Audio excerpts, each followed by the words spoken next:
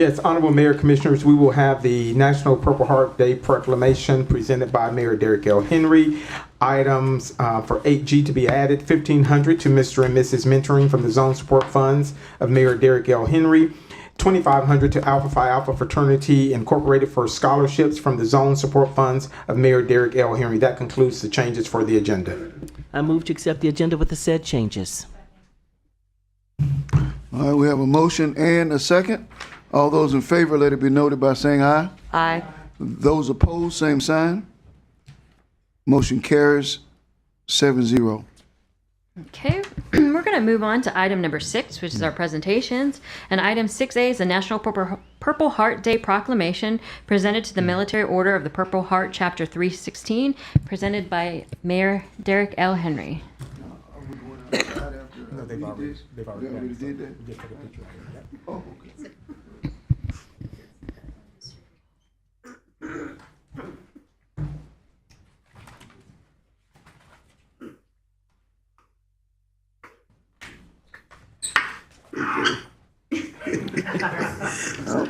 Don't want to step on his paws. He's nice, he's sweet, but you step on his paws, he might change his temperament. National Purple Heart Day. Whereas on this day we gather to honor and pay tribute to the brave men and women who have demonstrated unwavering courage and selflessness while serving in the United States Armed Forces. And whereas the Purple Heart is a prestigious and distinguished military decoration awarded to those who have been wounded or paid the ultimate sacrifice in combat while serving our great nation. And whereas Purple Heart Day is a solemn occasion for all Americans to express gratitude and appreciation to the valiant individuals who have shed their blood to safeguard the freedoms and liberties we hold dear. And whereas, let us join as a community to remember and honor the brave men and women who have served and continue to serve our nation with valor and distinction. By acknowledging their sacrifices and resilience, we express our sincere gratitude and commitment to always remember the price of freedom. Now, therefore, I, Derek L. Henry, Mayor of the City of Daytona Beach, and on behalf of the City Commission, do hereby proclaim August 7th, 2025, as National Purple Heart Day in the city of Daytona Beach, Florida, and ask our residents to recognize sacrifices and recipients of this great honor that recipients of this great honor have made for our country. In witness whereof I hereunto set my hand and cause the seal of the city of Daytona Beach, Florida, to be affixed on this 6th day of August 2025. Hello?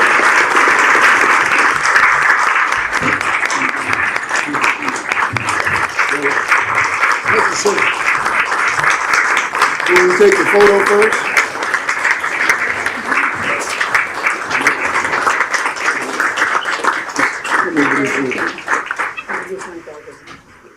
You all want to join us?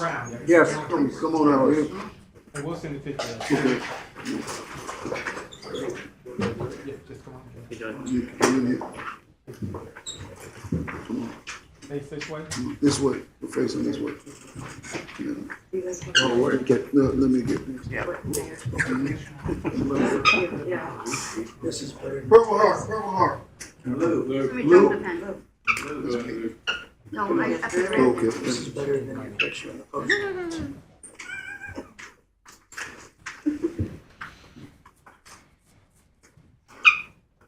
We got time for you, Lou.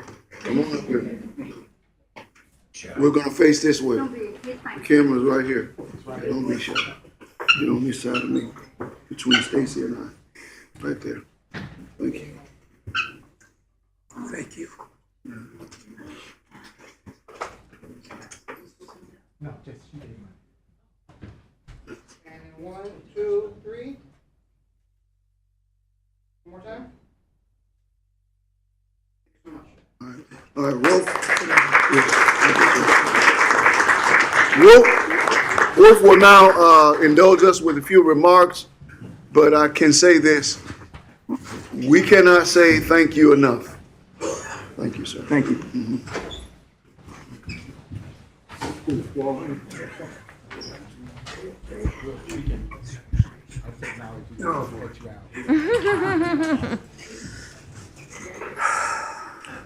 Thank you, Mr. Mayor, councilmen and women, my fellow veterans and citizens of Daytona Beach.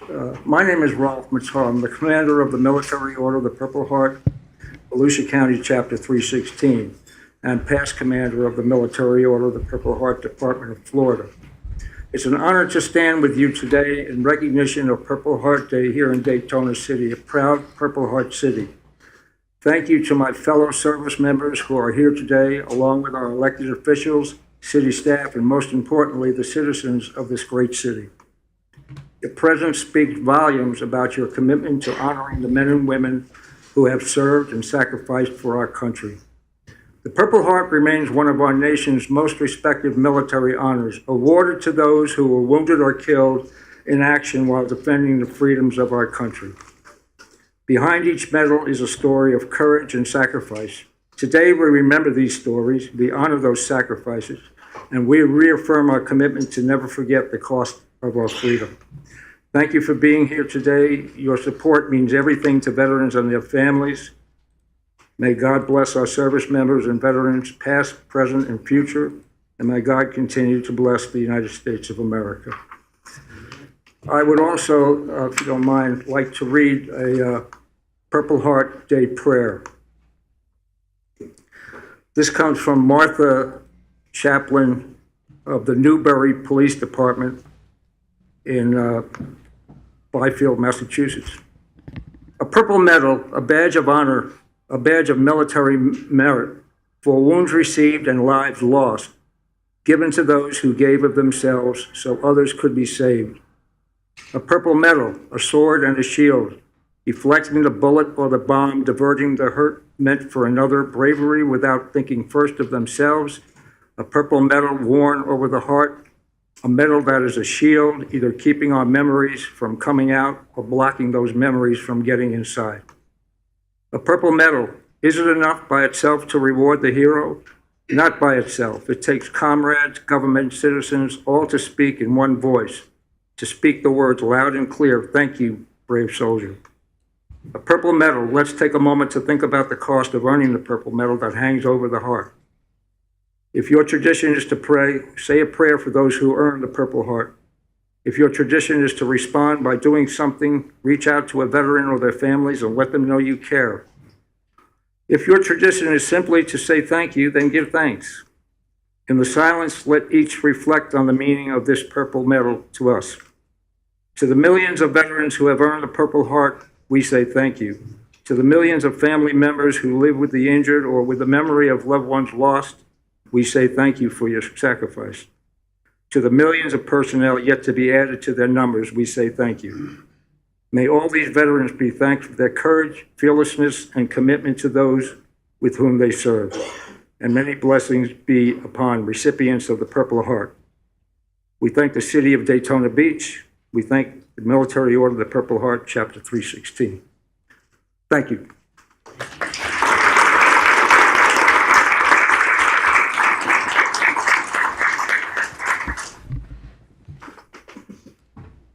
Okay.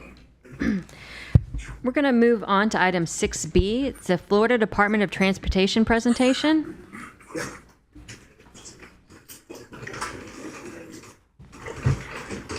Thank you, everybody. Thank you. I do have one more thing. I don't know if I've given these out before, and some of you already have one. But if you do, so you got another one. Let me start here. Thank you.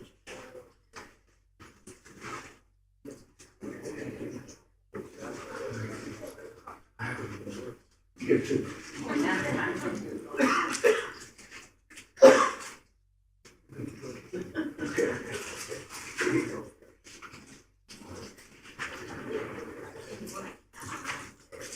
I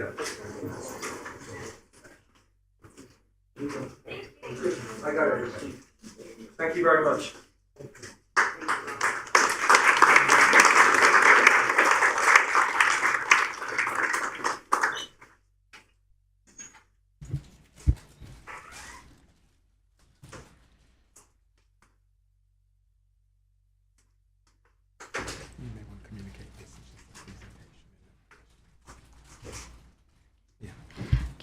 And as, before they get started, we announced earlier that they're not taking public comment on presentations, so we won't be taking public comment on presentations. This is just for them to present information to the City Commission.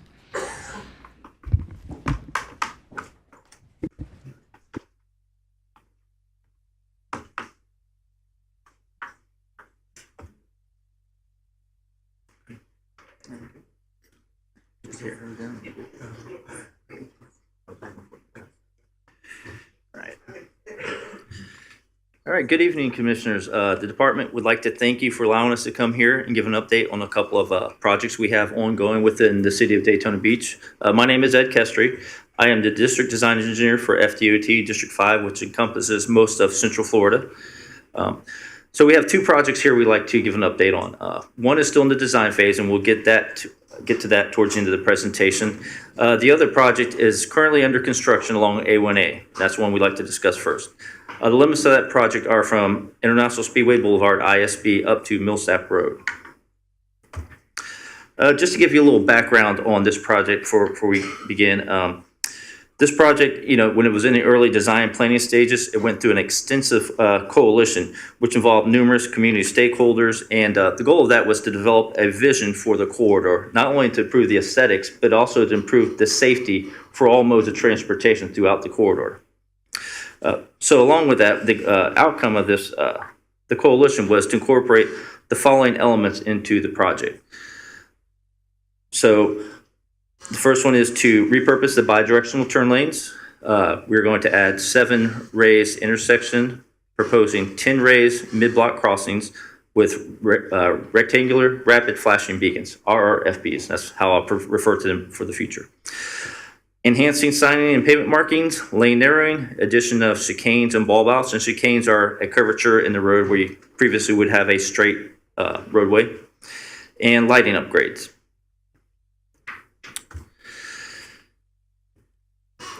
So once this project got into construction, we received numerous feedback and concerns from the local community, the traveling public. And based on these concerns, we're proposing to implement the following modifications. And if you notice, I'm just going back to the previous slide. So some of these, and I'm going to note below that the proposed modifications that we're going to implement based on the concerns we have received in the last few weeks or the last, actually, I guess, years since we've gone to construction. Okay, let's begin with repurposing of the bidirectional turn lanes. So we're going to shorten or remove some of those select median islands for improved access along the corridor. We're going to add addition of designated signalized southbound left turn lanes at Plaza Boulevard and in a Bel Air Plaza entrance. We're also adding a right turn lane. That was several of the comments we received was about access and turning movements in that area. We're going to extend the northbound left turn lane at Harvard Drive, and we're also going to provide dedicated signals for the turning movements at that location. We have 7 raised intersections. So these intersections, we modified the design, and I don't know if any of you have driven north along A1A into Ormond Beach. They have a couple of raised crossings there, and it's going to be very similar design where the slopes are much more general or provide a softer ride as opposed to our initial design for this intersections. 10 raised mid-block crossings with the RFBs. So we're doing the same thing. We're going to provide that gentle slope, give you a more softer ride as you go across those. We're also converting a few of those to at-grade crossings. So we'll provide a pedestrian crossing. There will be in-road lighting with those crossings to kind of draw attention from the drivers as they approach that crossing that there is someone crossing the road. But they will be at grade now. They won't have that vertical element to it. And I know here in the presentation we have 7. So during the coalition and early design phases, we reached out to numerous stakeholders, city elected officials, and also your city fire department and police department. And we felt as we're moving forward through the construction and making some of these modifications, felt it necessary to reach back out to them again. So we did that Monday. We met with both of them, and we showed them where we were proposing these raised elements to see if that would provide any, if they thought that may affect the service they provide. And the outcome of that, they were very happy with what we were doing, but there was one raised crossing they suggested we removed, and we worked with them to take that out of the project. So it's still going to be there. It's just going to be in that grade crossing. Addition of chicanes and bulb outs. So as I mentioned, the chicanes are some cases they're gentle curves. Some cases they're more of an aggressive curvature in the roadway. So we are going to soften some of those more aggressive ones, and some of those we are completely removing. We are also removing the curved bulb outs, which resulted in those chicanes or curvature of the road. And most of that is taking place to the north part of the project near the Bel Air area. And also, as noted there, we're restoring the existing on-street parking. So in that area, when we put the chicanes in, we removed the on-street parking. So we are going back, restoring that on-street parking, removing the bulb outs. They'll be striped out areas. And in addition, what that will do is provide a place for delivery trucks as a loading zone, as they previously did, because now they're parking in the street, similar to how they do towards the south end of the project. So this will give that flexibility back for them to park and use that as a loading zone. And as well, this area, we are putting in a path along most of the project, but this area is very tight on right-of-way and drainage concerns where we couldn't do that. And previously, bicyclists were using this wider area, striped out area, parking area to navigate for the bicycle. So that will be restored as well. So these next few slides, I'm going to kind of go through them quickly, but they're just a representation of specific areas along the project corridor of how we're going to implement these modifications. And I may just show one little small piece of the project here, but these modifications are going to be implemented throughout the entire project corridor. So the removal of curb bulb outs, this is a small cutout of the project here. As you can see on the left, that's how it was originally constructed. On the right is what we're proposing to do. So basically, we'll move that raised curb area, stripe it out, and restore the parking there. Chicanes. So as you can see, what I mentioned about the chicanes, you can see in the middle there where the bulb bars are and the road kind of narrows in. It causes people to effectively slow down as they're moving through the area, and also draws their attention to people crossing the road. So as you can see on the left there, how it was originally constructed. On the right is what we're proposing. So basically, we'll remove those bulb outs, kind of soften the chicane there, and stripe out the area and provide parking opportunities.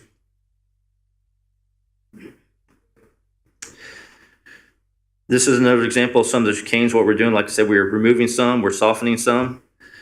As you can see here, these are some of the more aggressive chicanes. On the left is how it was originally constructed. On the right is what our proposed modifications are there. So you can see where the striping there, the gored out area, is much wider than what was previously constructed in these areas. So we're going to do our best there to just provide some gentle movement throughout the corridor to kind of help slow drivers down as they navigate through the area. As I mentioned, some of the chicanes we are completely removing, and some of the areas where we have more access issues. So as you can see on the left, that kind of highlights how some of the chicanes are proposed to be constructed. On the right is going to be the modification. So in some instances, we're removing it completely. The median will still be there. In some instances, we're removing the chicane, but we're also providing an additional turn lane area and removing part of the median. This right here kind of goes along with the turning movements and some of the median areas, and of course the opportunity to do U-turns. This here is near the Harvard Brookline area. As you can see on the left, we had a median in the middle with a chicane. So based on access issues that we've heard from the public and some concerns, what we're going to do is basically remove the chicane, the median, and restore a turn lane there to give that opportunity back for access, and in some cases a small bi-directional turn lane. One of the goals to this project is not to completely have that bi-directional turn lane throughout the corridor, because it does pose safety issues with the traveling public. That creates a lot of conflict points. Some of the median modifications, we're just going to, like I said, shorten them, or as shown in the previous slide, kind of reduce them so we can provide some better access and turning movement to some of the local businesses throughout the area. So as you can see here on the left, that's kind of a area where we had a chicane and a median there. On the right is the modification that we're going to implement through construction, kind of shorten that median up, give back that turning movement in that area to provide access to the traveling public, and it also gets them out of the through lane and gives them a place to stage while they are turning, so they're not in the flow of traffic. The raised crossing, so I know we mentioned that already. We've been working with a lot of the, fire, police officials to kind of identify what they feel would be good for throughout the corridor. And so, as I mentioned before, we are removing some of those and just making those at-grade crossings. And one of the reasons, and I'll get that to the later slide, we're trying to provide a consistent distance between these vertical elements. That way, it provides a driver expectation as they're moving through the corridor, and there's not a raised element here, then several feet down another one, then a short distance down another one. Try and provide a consistent distance between these to kind of go along with that driver expectation.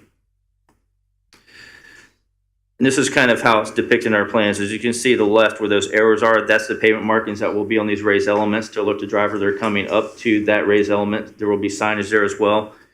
And on the right, that's kind of shows how some of these are staying raised. Some of them we're just going to make at-grade crossings. So there will be the markings there, the pavement markings, in-road lighting, pedestrian lighting, but it just won't be a raised element. This here just gives you another graphical representation of how we're planning to do that. This kind of here highlights these slopes, how we are softening them up. So the original design was a 1 to 12 slope. We're going with a 1 to 20 slope. It's 10 feet up and down both sides, a 23-foot tabletop there on the raised crossing. It'll provide a much general slope and a better ride across that vertical element. So one thing I really wanted to discuss, because these particular raised elements, they have not gone to construction, but they will very soon. And what I wanted to bring your attention to is the south end of the project. So basically between ISB and Seabreeze, there's going to be several raised elements there, including intersections and raised crosswalks. And I kind of want to go through these and kind of give you an idea of what that's going to look like. So as you can see, just north of ISB there at 5th Avenue, we have a raised crossing there. And then you have a raised intersection at Harvey. Now in between, we do have an at-grade crossing near Kemp. That was one of the ones we converted from vertical to at-grade. So as you move forward, we have a raised intersection at Main Street, raised intersection at Auditorium Boulevard, and you can kind of see how that provides a consistent spacing of those vertical elements as you move through the corridor.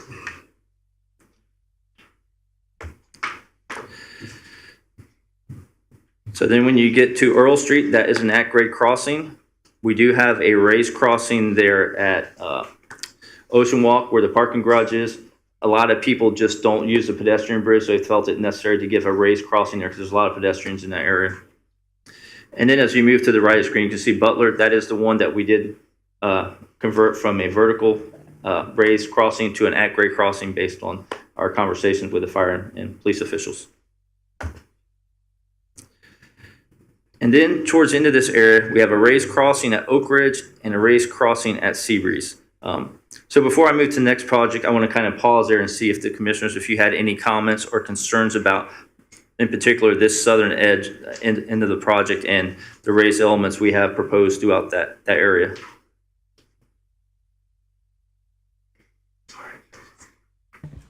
Sir, with these raised crossing, how does it affect motorcycles?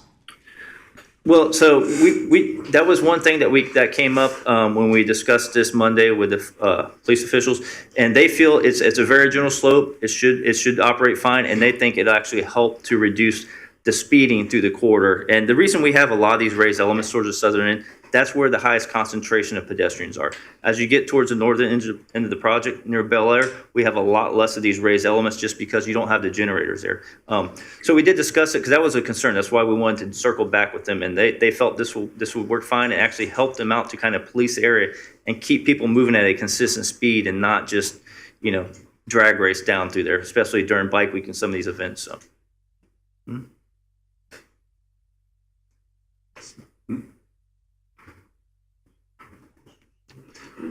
Okay. Well, if no more questions, I'll move on to our second project here. I have a question, sir. Oh, yes, go ahead. take Steve's Diner. You're going to make it where you can turn in there on that street on Morningside now. Yes. Until that happens, can he put a sign out there on the median directing to where his driveway is? Typically, we do put business signs up during construction because you imagine when you're going through these corridors, it is a construction area. So sometimes it is a little bit cumbersome to drive through. So there should be a business sign up. If not, I will check in with our construction folks and we'll get that taken care of. Thank you, sir. But yes, we are restoring access we are making some medium modifications there so he can get his, what he had discussed with us, what he feels is necessary there. So yes, that is, yeah. And one thing I want to bring attention to too is that along these raised crossings, they haven't gone to construction yet. Some of the modifications we've noted tonight, they've just started going to construction, but many of them haven't. So we just please ask for patience as we move forward in making these modifications. I know it's difficult as you drive through a construction zone. It's a little bit cumbersome, but once we get everything implemented and construction starts wrapping up, I think you'll see that the roadway will provide a better corridor through the area. Let me ask you a question. The Bel Air Shopping Center has looks like a raised landscape island at the bus stop. Mm-hmm. Did you all ever think of making that a designated area just for the bus to stop at? It seems like that would be more supportive of public transportation and help with the flow of traffic, although I realize we're trying to slow traffic down. You mean like a bus bay for them to pull off the road? Yes, when we do a lot of these type of projects, especially when you got a raised crossing, sometimes there's bus stops right there. So we have to design that and such so that the bus can pick up people. So we always coordinate these things with the local transit agency because sometimes we do have to shift a bus stop here and there. So, and to be honest, they prefer those type of stops where they can kind of be there because it makes it easier for them to get back into the flow of traffic. So, but yes, we did discuss that with them. So that is something we do on every project when we have transit through the area.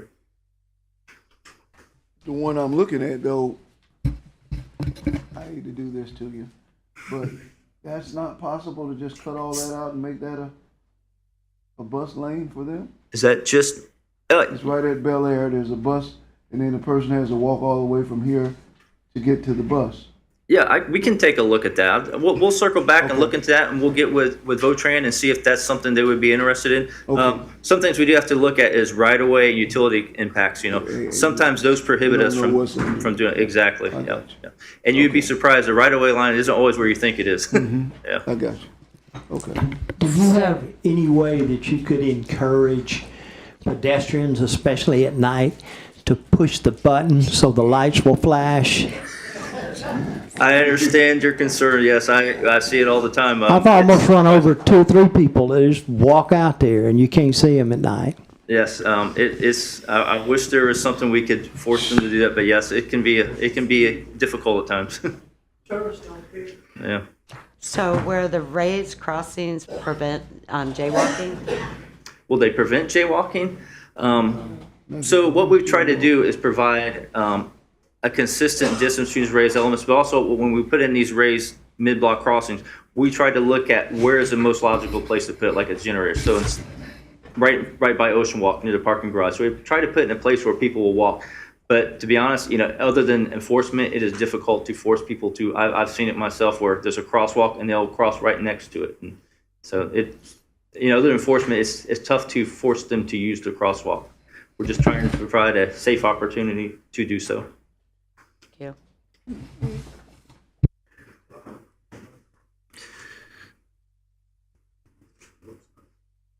you. Okay. All right, let's move on to this last project here, and this one should go quick. So this project is currently under design. So it's a resurfacing project along US 1 right outside here. It goes from Belleville Road up to Taylor Avenue. Along with the resurfacing project, we are implementing some safety measures, not nearly like on the A1A corridor, but a little bit less. So we are putting in buffered bike lanes, and that is exactly what you see to the right of the screen. So it's a marked bike lane with the 2 stripes down there to provide bicyclists, the opportunity to travel through the corridor. We're putting in 4 mid-block crossings. Now, these differ from the ones in A1A. They are at-grade crossings, but they use a different type of signalization. The one they're using is a pedestrian hybrid beacon, and it operates more like a traffic signal, where you have the red lights, yellow lights, and green. So as you can see a picture of it there at the bottom. So it will be slightly different. We're upgrading mast arms at Bel Air Avenue. lighting upgrades throughout the corridor, and also some fiber optics and some preemption upgrades throughout the corridor. We've been working with the fire department. We've coordinated extensively with them where the new location of the fire station is going. So I think we've accommodated all the requests, and we're going to, kind of like I said, reduce some fiber optics there to make the preemption allowed at that location. So with these upgrades, they're fairly standard for a lot of the projects we do. There is one element I'd like to bring to your attention. So it's a raised intersection. Initially, the design was proposing 4 raised intersections. So at Bay Street, ISB, Magnolia, and Orange Avenue. Once we got into the preliminary design, what we realized is that there are right-of-way and utility conflicts at Bay and ISB, so we're not going to be able to implement those. The thinking was there's a lot of pedestrians through this particular area of the corridor. Those raised intersections would help to control speeds through there, kind of alert the drivers to pedestrians, and it kind of gave a consistent spacing to those raised elements, very similar to what we're trying to achieve on A1A.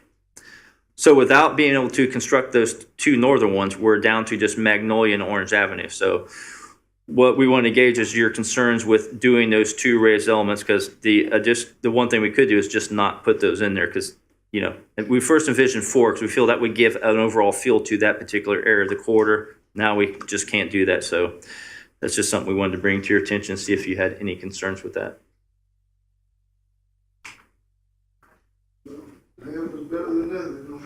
So Magnolia and Ridgewood area, people cross over from the gas station, and they do use that intersection when they're going over to the subway place on the corner, right? They also use that. So that is somewhat a walkable area for people. Yes, and these raised intersections, it does provide the opportunity for drivers as they approach it to slow down a little bit. So if you have pedestrians in the area, they have more time to react just in case someone steps off the curb and isn't paying attention. So.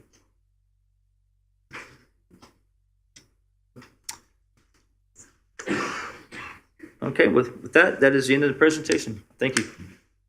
Well, let me ask you this. Yes. You sure you don't want to, while you're over there on Ridgewood, just take all the utilities and put them underground? Well, we work a lot with FPL and Duke to provide lighting and some of these things, and that can be a difficult task of itself. So, yeah. Thank you. Thank you. Appreciate it. I know it's exorbitant. And I had my assistant, she's going to give you my card, so if you can just email me a copy of your presentation. Yep, thank you.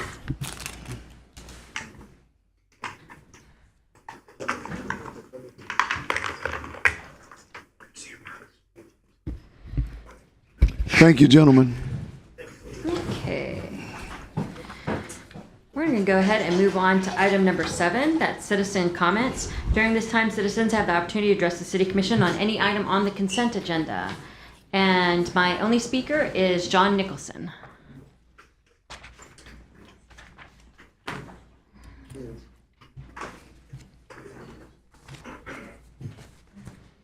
John Nicholson, 413 North Grandview Avenue. On item 8J, the Sailing Club, I'm wondering if we could put something in the lease that they have to maintain the property. The last 2 times I've been there, it is unkept. So I'm asking if we could put something in the lease that if you're going to lease from us, you have to maintain the property. Secondly, there is a boat club at the marina. I've never seen anybody there in the last couple of years. If it's not being used, can we check on property? If it's not being used, find a way to rent it out again? All right, thank you. That was my only speaker for the consent agenda. All right. Motion to approve the consent agenda. We have a motion from Commissioner Reed and a second from Commissioner May. Do we have any questions? All right. All those in favor, let it be noted by saying aye. Aye. Those opposed, same sign. Motion carries 6-0. Commissioner Cantu, out. Okay, we're going to move on to item number 9, which is our public hearings and quasi-judicial hearings. Item 9A is Growth Management Planning Department, Madison Oaks Plan Development General. This is an ordinance on second reading, quasi-judicial hearing. An ordinance amending the zoning map of the Lands Amendment Code to rezone 4.98 plus or minus acres of property generally located south of Madison Avenue, north of North Street, and east of the terminus of Margaret Drive from PDG Plan Development General to PDG Plan Development General, approving the Madison Oaks restated plan district agreement to allow for development of a 32-unit townhouse subdivision, authorizing the mayor and the city clerk to execute the agreement, repealing all ordinances or parts of ordinances in conflict herewith, and providing an effective date. We have a motion, Commissioner May, second Commissioner Reed. Okay, and I do have speakers, Mr. Mayor. Our first speaker is Evelyn Rodriguez, and on deck is Tom Hill. And for the record, I do have Jessica Gall here on behalf of the applicant for any questions. Evelyn Rodriguez, 1405 Molly Road, Daytona. On this item, I greatly oppose the removal of the 4 oak trees. If you saw that map, the city map, I looked it up on your website. I think this is about the only left raw land in about almost a mile radius around there. You recently accepted last year for Daytona State to tear down over 5 huge oak trees on White Street. That's within the mile of this other property.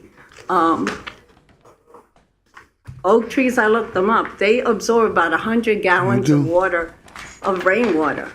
They do. So those 400 gallons a day of rainwater, where's it gonna go?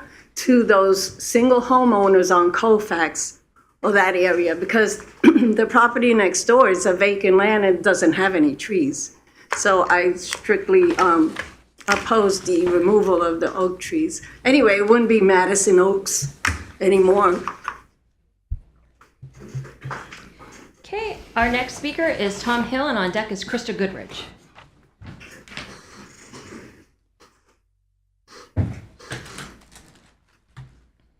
Good evening. My name is Tom Hill, live at 1061 North Street. I'm asking you to please not approve this project. We were given misleading information in the last meeting that we had, stating that this project would not increase the flow of traffic, which it will. They stated that it would not increase any runoff or flooding. Right now, where I live is right at 1061. Water flows from Nova Road in front of my home and from Colfax and White Street area in front of my home. We encourage growth, but not with 32 units. I think if you put 32 units with the roadway between Madison and North, you're going to create runoff from there. They say they were going to put in a retention pond, which would not accommodate for all the flooding that would come with this project.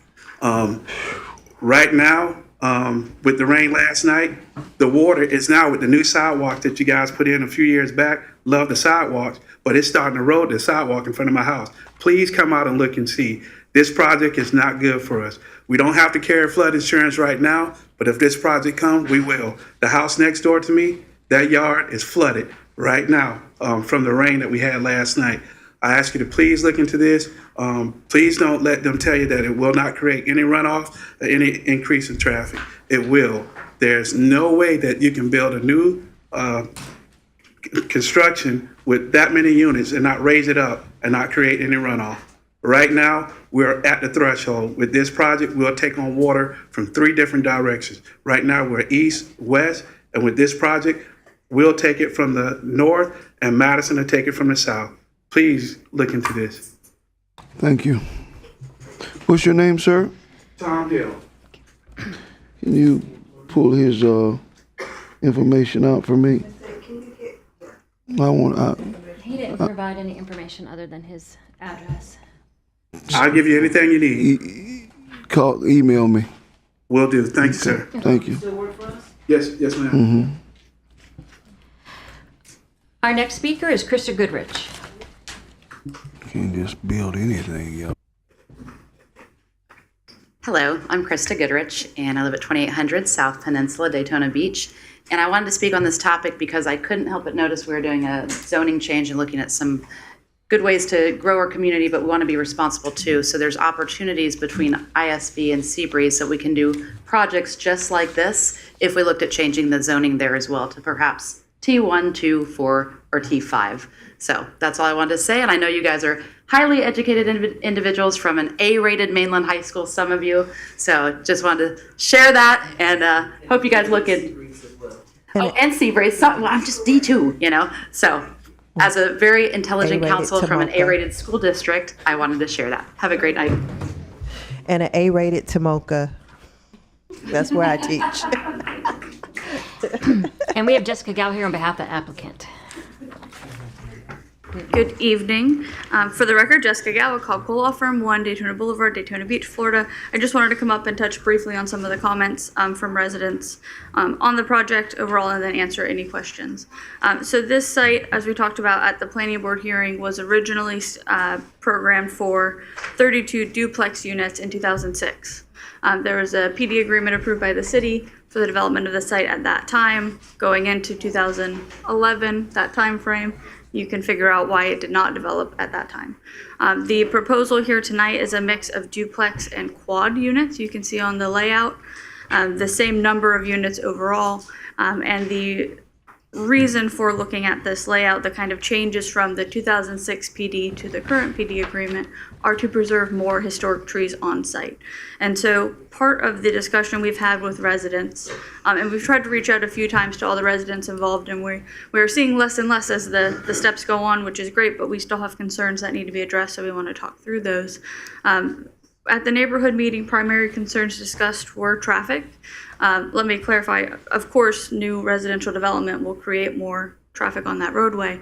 I think the discussion was that at this level, we will work through with the city to address any impacts from that traffic. And what we talked about is that during the subdivision review, because these will be fee simple townhomes, it's not a rental project, so people will be owning these homes, we would work with the city staff to identify roadway improvements, sidewalk installation. Right now, there's only a sidewalk on the south end of North Street. There are no sidewalks on the roadways in the other areas, although we will put them in on both sides fronting our site, and working through what traffic calming we can put into that neighborhood. They used to have speed bumps there. They were taken out at the request of the residents.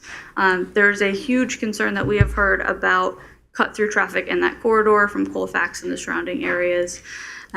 We have said, if the residents have thoughts on what works best, we just heard some design options from DOT on some traffic calming. We will help look at that and see how we can get that in place for them, because we see that concern. As it relates to flooding, the property is going to be designed for current stormwater standards. Right now, the only thing on that site are trees and, until very recently, a large amount of transient individuals. And so that was another large concern that we heard at the neighborhood meeting. Those who said we want to see development on this site is because they're having large issues with the presence of transients on the site. We did enroll the property during this process in the city's trespass program. We posted signage on the southern boundary.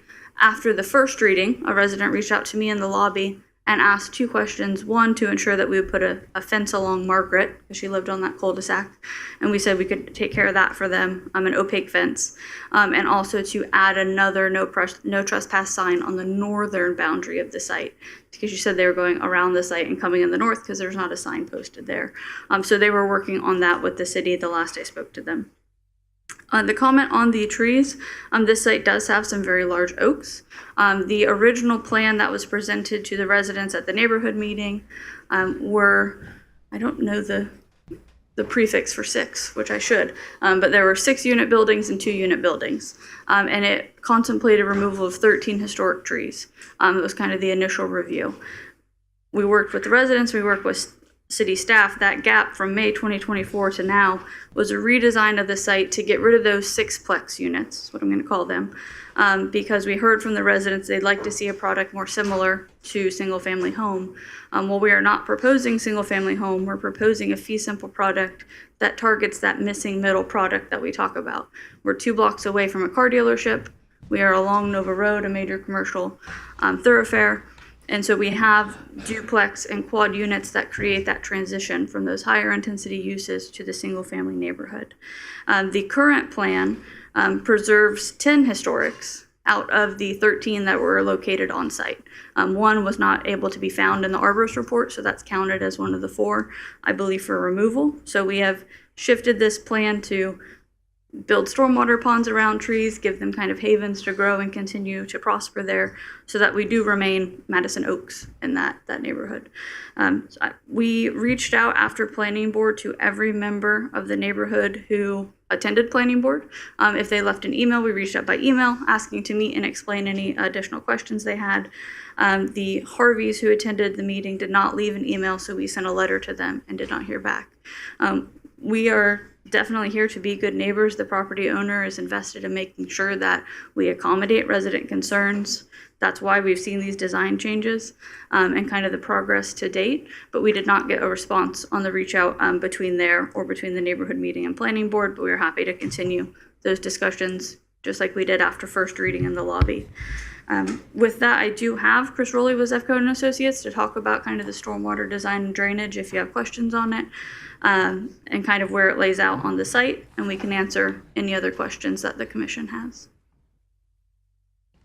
And Mr. Mayor, I do have one additional speaker that had signed up to speak. It was Miss Marion Harvey. Come on up, ma'am. Are you gonna?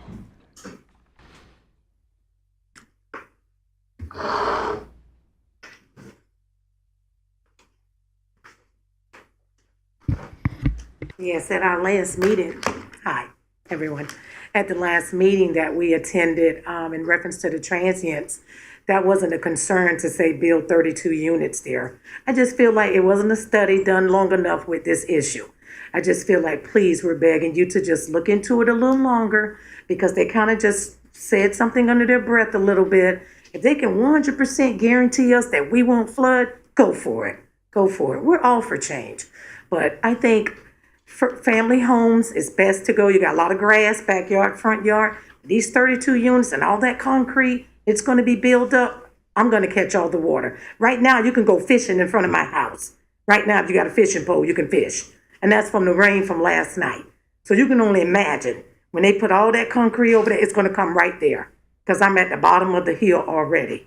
But if you can 100% guarantee me that I'm not going to get flooded out, go for it.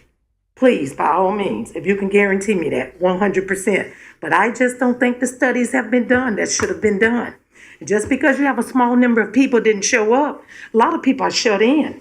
One lady said you took her from breaking in her house, and you guys turned that around and said she wanted an apartment. So those units. She said she didn't want those units. She was just saying people breaking in her house.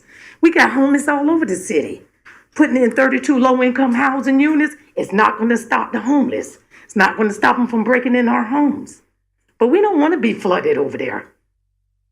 We really don't. So if you can 100% guarantee me that and assure me that, because Morgan & Morgan sits by the phone all the time. They love these cases. And when people flood somebody's home out, please don't delay my check, because I'm going to be right here on it. That's what I want to get on record.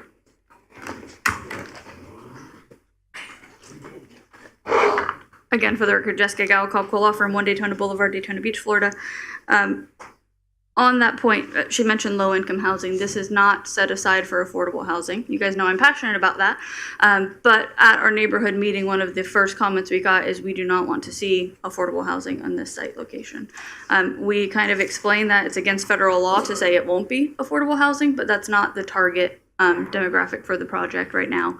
And we understand that the neighborhood is not supportive of it being used for low-income housing. Because of those comments, because it would not actually be me being sued, it would probably be the engineer of record. I'm going to let Chris get up and talk about stormwater for a minute.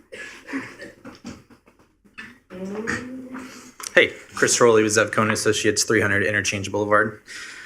So we've taken a look at this site. We're not necessarily required to look at a stormwater this early when we're in the rezoning, but we have went ahead and looked at this one. The way that it works, we're not allowed to make it worse. Of course, we'll work with your staff, we'll work with the St. John's River Water Management District. We are not allowed to make it worse. Whatever leaves the site now, we cannot exceed that in post-development. So we are not, with my license, I'm not allowed to make it worse.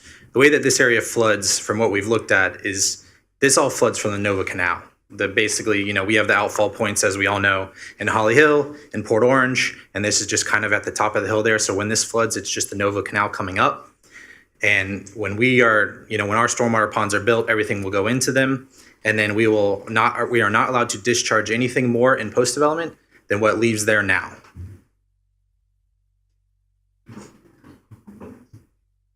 I can explain that more if you want, because you look a little confused there.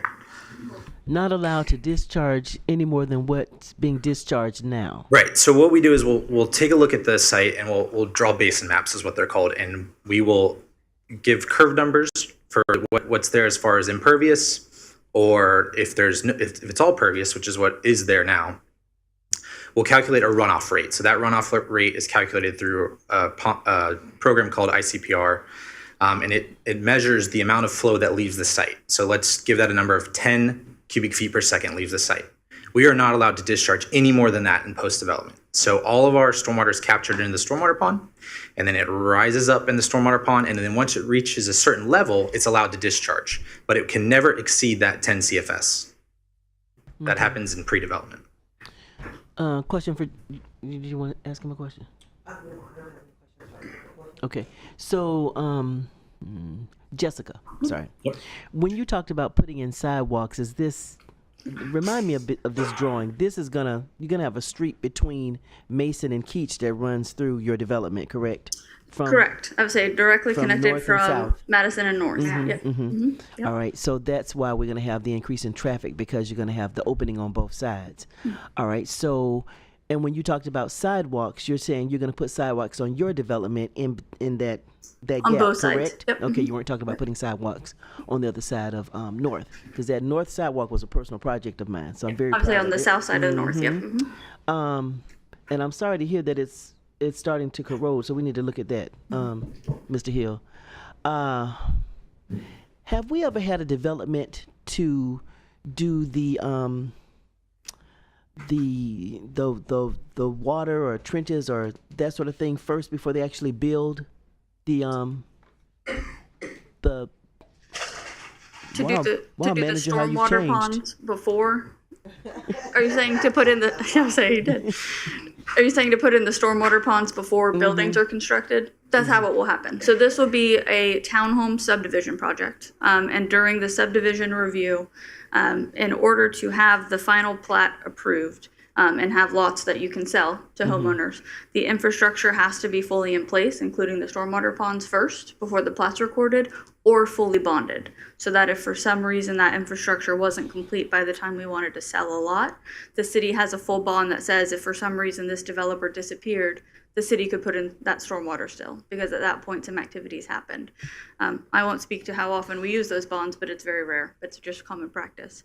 On the point on the kind of bringing in concrete in a impervious area, in the backup you can see that one of the reasons we're looking at duplex and clustered units, in addition to saving historic trees on the site, is to limit the amount of impervious surface on the site. And so by having the kind of cluster design here, you can bring in the residential units in a smaller footprint and keep more open space. So this site is over half open space with either dry ponds, so not wet stormwater ponds that are just holding water for looks. They are dry, so they remove the nutrients and they stage up, like Chris said, and between the landscape buffers and the historic tree preservation. Okay, I'm going to take a commissioner privilege and ask Mr. Hill, has your home ever flooded? No. So just your yards get full of water already? Yes, and it's constantly increasing. Okay. And if I may speak on the stormwater part. You gotta come back up here. Yeah. Yeah, I just wanted to.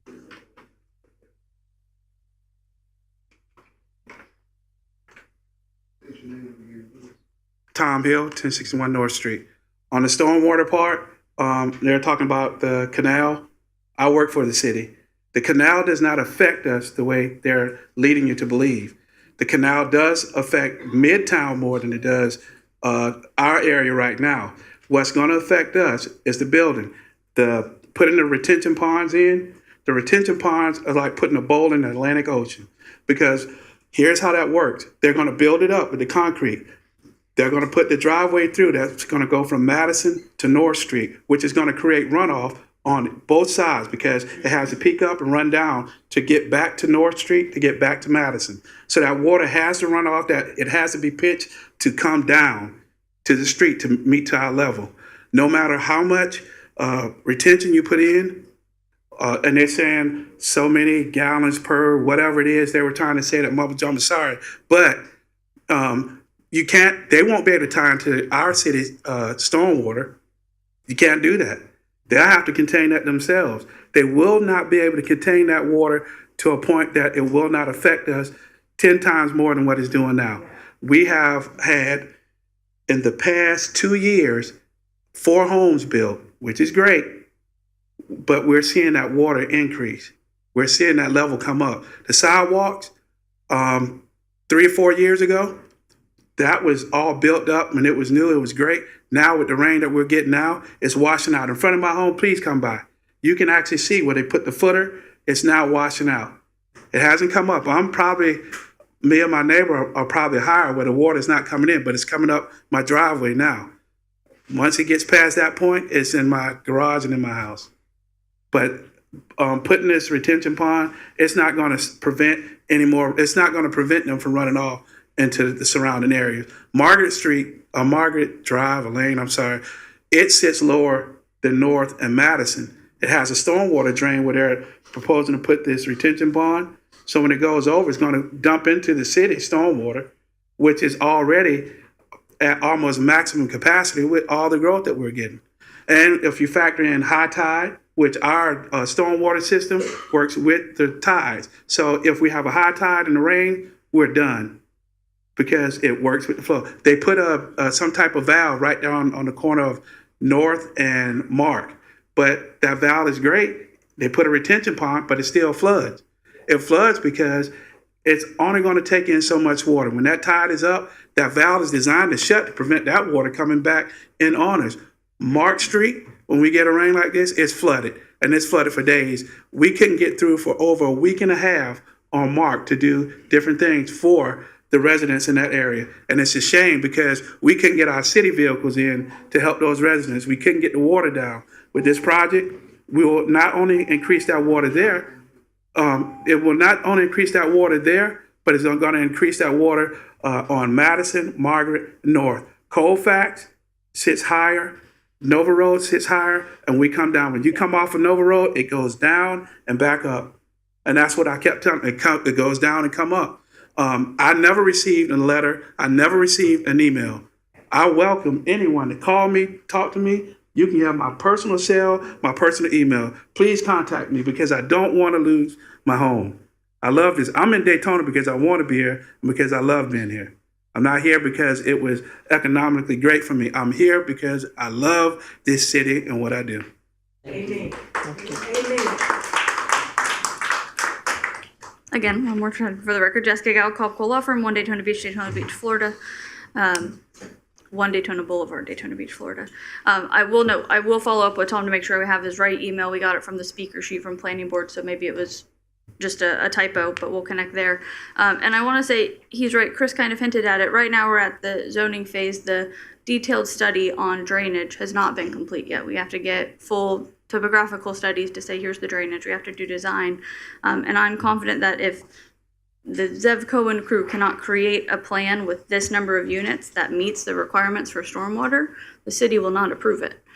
They can't, and we can't get it approved. So if it comes down to it and these residents' concerns are correct that the drainage pattern doesn't make sense for the layout here, the allocation of units, the number of units, the layout will have to change until we are compliant with the stormwater regulations. And so we have not done that yet. And so we understand, while that review is not typically a public process, I think that we can work with the residents in the area to share when we've got the drainage plans put together and all of that with that open line of communication.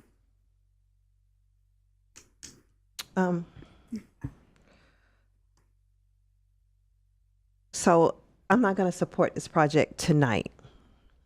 I think I would like to ask that we table it or move it to the next meeting because I would like the opportunity.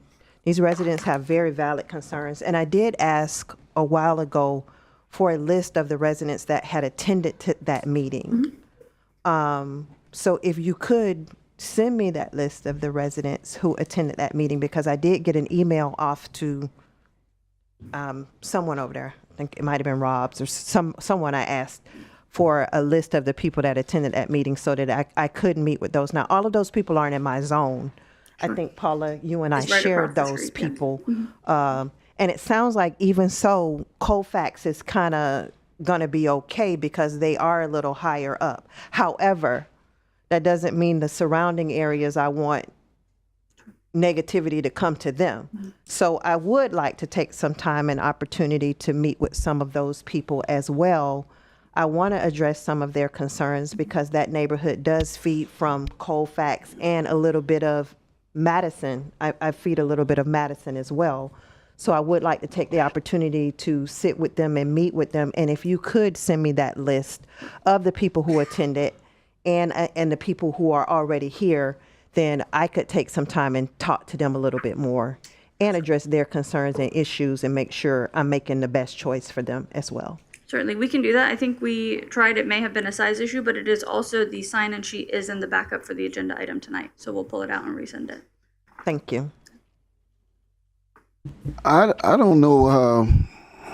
It's going to be hard to get me to a point where I can support this without a greater assurance than you normally give, than us waiting to give the license or the permission that you're asking for, and then we really don't have any other ability to. Because one thing I don't want to do anymore. I don't know how much I've done it. I don't know. But I don't want to add to the flooding problem. I don't want to do anything that adds to the flooding problem for people who are already flooding. And I got pictures today from a lady on the corner of Heinemann that I meant to send to staff who showed me how much rain she had on her street. And it's, I'm having trouble. I'm definitely not supporting it tonight, but I'm not sure what can be done for me to be supportive. But I'm going to meet with those residents, and I will allow you all to maybe present something to me that will give me the assurance that they won't be flooded. I don't know that we can do that. I just don't know, because when you say you're building 32 units and there's concrete running through it, it's going to impact that. So, and I'm not here to try to really prove the merits or lack thereof, because I think we've proven that we have been supportive of sound development that's not going to hurt our environment. But I don't know that this is such a development.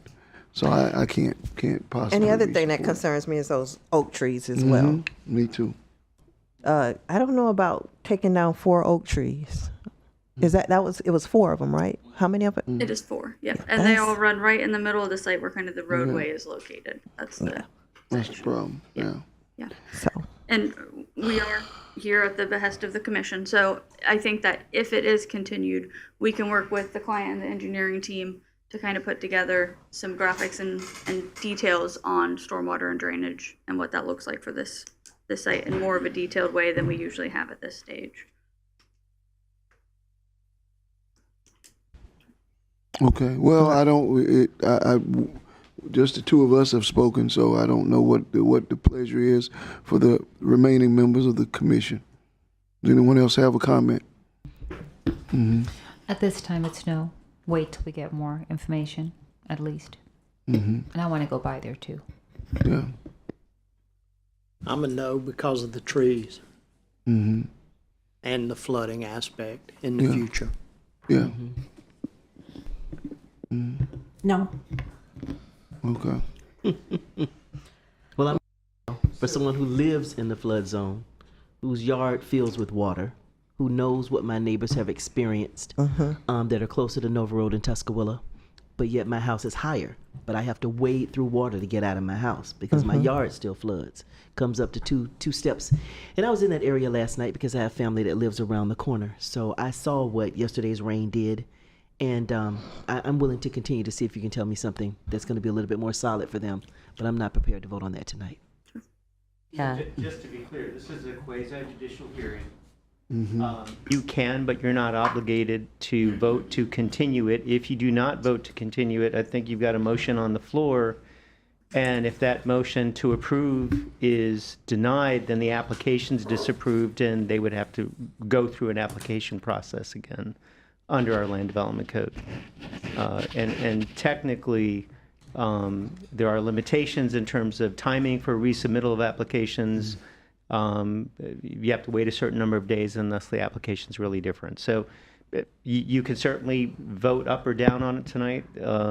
I just wanted you to be aware that a vote of no, you won't be seeing them next meeting. It'll have to go through the whole process. I don't think they can be done with anything that's going to satisfy me by next meeting. And that was going to be. But we could continue it if you, what's your pleasure? I was going to say, I think that the information you're requesting will not be complete in 2 weeks. No. And so in order to go back and work with the design team and the property owner, there may be changes or there may be scientific information we can provide. It's probably at least 30, but more likely 60 days would be reasonable to put that together. So we currently have a motion on the floor from Commissioner May and Commissioner Reed, and that's our standard motion to approve. If either of them, if she would amend her and her second to continue it, but we want to continue it to a date certain so we don't have to re-advertise it. So. Oh. I'm sorry, Ben. Well, it doesn't sound like the commission wants to continue it, though. No. They Yes, we do. do. Okay. We're fine with All right. continuing it. Okay. We'll give them whatever it takes, 60 days. So what is that as far as city commission? Who went first? Who was made May the and motion? Reed. You made the motion. I'd like to amend my motion to call for Hold 1 second. The second meeting in September, which is the 17th. Okay, to continue it. I'd like to amend my motion to continue this until. Wait, it should be Wait October. a minute, that's 60 October, days? 60 days. That's not I'm 60 sorry. days. No. Sorry. You gotta go to October. I'm still in July. So it would be October 15th would be the second meeting in October. Until October 15th. I'm in my second. Okay. Okay, and then we just need to vote on that. Mayor, we just All need right. them to vote Yes, on that. ma'am. We have a motion, we have a second to continue. All those in favor, let it be noted by saying aye. Aye. Those opposed, same sign. Motion carries 7-0. Okay. We're going to move on to item 9B. This is the Growth Management Planning Department, Florida Logistics Center. This is a large-scale comprehensive plan amendment. This is an ordinance on first reading, but it is a public hearing, and we will require a vote to move it forward. This is an ordinance adopting a large-scale comprehensive plan amendment in accordance with Chapter 163, Part 2 Florida statutes with regard to 276.75 plus or minus acres of property generally located south of Bevel Road between Interstate 95 and Williamson Boulevard, amending the future land use map designation for this property from the existing potential parks, EXPP, general industrial, interchange commercial, level 1 residential, mixed use, and office transition to mixed use, amending the future land use element neighborhood R development policy to impose limitations on development of the property, repealing all ordinances or parts of ordinances in conflict herewith, and providing an effective date. We need a vote. Yes, we need a vote to move this forward to the state. Okay. This is because of a technical requirement under the state statute that specifically requires the governing body to vote to move a large-scale comprehensive plan amendment for review by the state agencies. So moved. Second. We have a motion and a second. And I do have Miss Jessica Gao here with a short presentation. Wait, I need to speak on this one. Okay. If that's okay? Go ahead. Okay. So we've been communicating quite a lot on this one, and I've been communicating with my residents out at Pelican Bay as well. And I'm very happy that the Crossy family is working with us. So this land is all over the map. I'm going to go ahead and put it out there in case there is a residence. The land use is general industrial, 49 acres, interchange commercial, 37 acres, level 1, 53 acres, mixed use, 64 acres, public park, 3.5 acres, office transition, 69.5. Okay, so what they are doing in this that had 1,500 units. We communicated, they're taking out the 1,500 units out of that. So I'm hoping Mr. Gross hears this, right? Well, you want to get confirmation Right, from we the will. applicant. They're taking out the 1,500 units, and my residents are very happy for this project because of the PM peak hours trips from 37,866 to 3,000 peak hour trips for the build-out site. There was just a few things that we discussed as well. There will be no truck traffic going down Andrew Isle, which is a city road.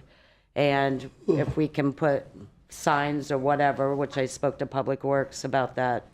And then with the county, there is going to be, you guys have a placeholder for a traffic signal, correct, with the county? Okay. And another thing about this project, when Amazon came through, we did not have to vote. It was already approved there. But there was 211 acres of Hillwood that we voted on. And that 211 acres, when they build whatever they're going to build, they are giving $500,000 to Pelican Bay for a third gate. When this happened, I went to the previous council, I think it was Billy Willer at the time. So the infrastructure will be there, the 4 lanes from Bevel Road to Madeline, and it's totally paid for. So the infrastructure is going to be in place as well. So the only thing I'm asking is the 1,500 units be taken out. The place order for the traffic signal is there, and no trucks through Andrew Isle. Okay, and then the 3,000 peak hour Right. And that's stays in place. currently in there, yep. So this is actually a better for us than what could have happened. And again, for the record, Jessica Gallo-Copcol, 1 Daytona Boulevard, Daytona Beach, Florida. I do have an image. I'm sorry, IT team, I don't have a clicker up here to click through, but there is a rendering of the project we can pull up. That is perfect. That is on Caribbean Pine Way to show that from the corner, what we're proposing, you can't really see anything except for stormwater and a buffer. If we can go to the next one, I think it's a picture of the project and we'll talk over. This is perfect. It's kind of from either the ICI Embry-Riddle or Pelican Bay view on this site. This property is owned by the Carossi family. For those who have been in this community, it's a familiar name. It is now under an entity for liability protection, but the same family members are still involved day to day. You may recall that their history in Daytona Beach specifically includes the dedication of the area that is now Williamson Boulevard. That collaboration continues. As Stacy noted, we have worked with the county while the widening plans for Williamson are funded and almost complete at the county level.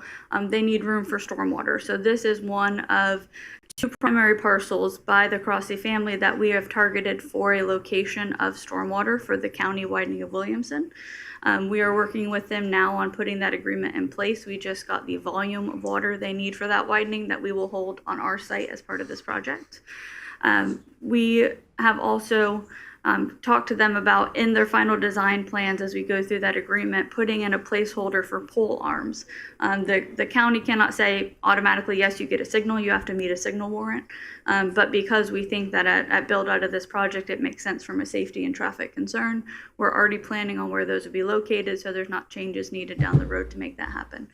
So we are coordinating with the county on that. The Crossley family has also worked to dedicate the future corridor for Madeline on the other side of Williamson, where it'll be widened, so that we can have that reliever roadway. And obviously they are a big proponent of the recreational fields that we see in our county.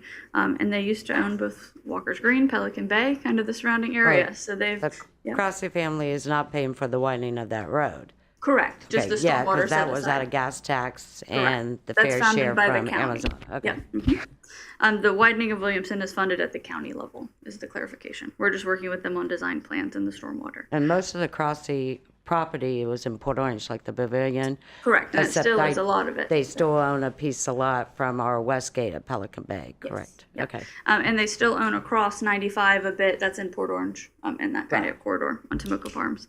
And they own some land by the airport here in Daytona. So they've got other parcels. What we've seen recently is a shift of how the Crossi family and their entities are developing property. So they're looking at long-term development opportunities where they get to be active community partners. This is kind of the first big foray in Daytona Beach of this. As noted, it currently can be developed for 6,000 units and 18.8 million square feet of industrial development under that wide range of land uses that are on the site. The proposal that came to the city and that the planning board reviewed included 1,500 residential units as kind of support for that industrial theme for the site. We did hear that that's a concern by residents, and we have commitment from the property owner to remove that 1,500 residential units. The overall property was and will still be subject to a cap on the PM peak hour external trips of 3,000 trips, rather than that 37,000 that's currently allowed, reducing that by 90% for the overall site. The rendering you saw is kind of the design theme for the project. We did have changes at the planning board that are in your packet now that were requested by Walker's Green, the adjacent site, about spacing of signage from the residential uses that are proposed there, and to avoid truck traffic going into their residential neighborhood, which we will now mimic as discussed on the other side for Andros Isles and Caribbean Pine Way for that area. We will also probably between first and second reading, this will be in the PD agreement, not the comp plan, but I want to mention it. You may see a slight language tweak that the city staff asked for regarding traffic studies on the site that we've agreed to pull in pursuant to their request. So we'll outline that for you at second reading. But I wanted to go over those changes, and I wanted to note that if the motion is to approve, I would request that it be to transmit to the state with the removal of the 1,500 residential units as agreed upon for the land use piece. And no truck traffic? That will be in the PD. Okay, it will be there. Okay. And I can say the majority of my residents are fine as long as all those changes are put in there.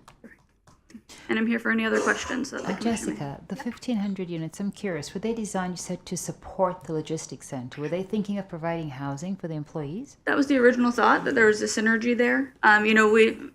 The current 6,000 down to 1,500 was, let's cut it back, let's make it, it's a big site. But I think that the target for advertising of this site and planning of it is a kind of world-class industrial center. And so the property owner is okay with removing those units. Wow. Yeah. And our third gate that we're putting in was supposed to help the residents of Pelican Bay with the traffic that's going to happen across from the east and west gate, because all that airport property by Amazon is going to be developed. So what the gate wouldn't do us any good with all that, with Walker's Green and everything coming in. Port Orange has an apartment building coming in. So we are happy that you're working with the residents of Pelican Bay. Yeah, I would have to say that's good. That's really good. Yes, thank you. Really, really a lot of progress there. Thank you. Thank you, everyone. Okay. Okay, so I'm sorry, we currently have a motion on the floor. Commissioner Cantu was the motion and Commissioner Reed was the second. Do you want to amend your motion to add with removal of the 1,500 units? Yes. Okay. And you amend your second? Was that the only thing that they agreed to, or was all the things that they agreed to? Yeah, but that'll be in the PD, she just said. Okay. Do we? You don't need to include the language about limiting trucks in the PD, because frankly, you have discretion to limit trucks. Right, anyway because it's in a your city traffic. road right Yeah, there. so- Okay. But we'll do it in the PD. All right. So we have a motion and a second? Yes. All those in favor, let it be noted by saying aye. Aye. Those opposed, same sign. No. Motion carries 6-1. Okay. And for the record, the second public hearing and final action for this item will be October 1st. There are no questions at this time. Okay. I'm sorry. We're gonna move on to item number 10, and item 10 is our regular introduction of ordinances. This is just for commissioner comment and questions only. So item 10A is the Finance Department. It's the adoption of an ordinance setting impact fees. An ordinance creating Article 5 of Chapter 46 of the City Code relating to impact fees, codifying and updating impact fees for fire, EMS, police, parks, and general government services previously established by ordinance number 06263, as amended, providing for public notice, repealing all ordinances or parts of ordinances in conflict herewith, and providing an effective date.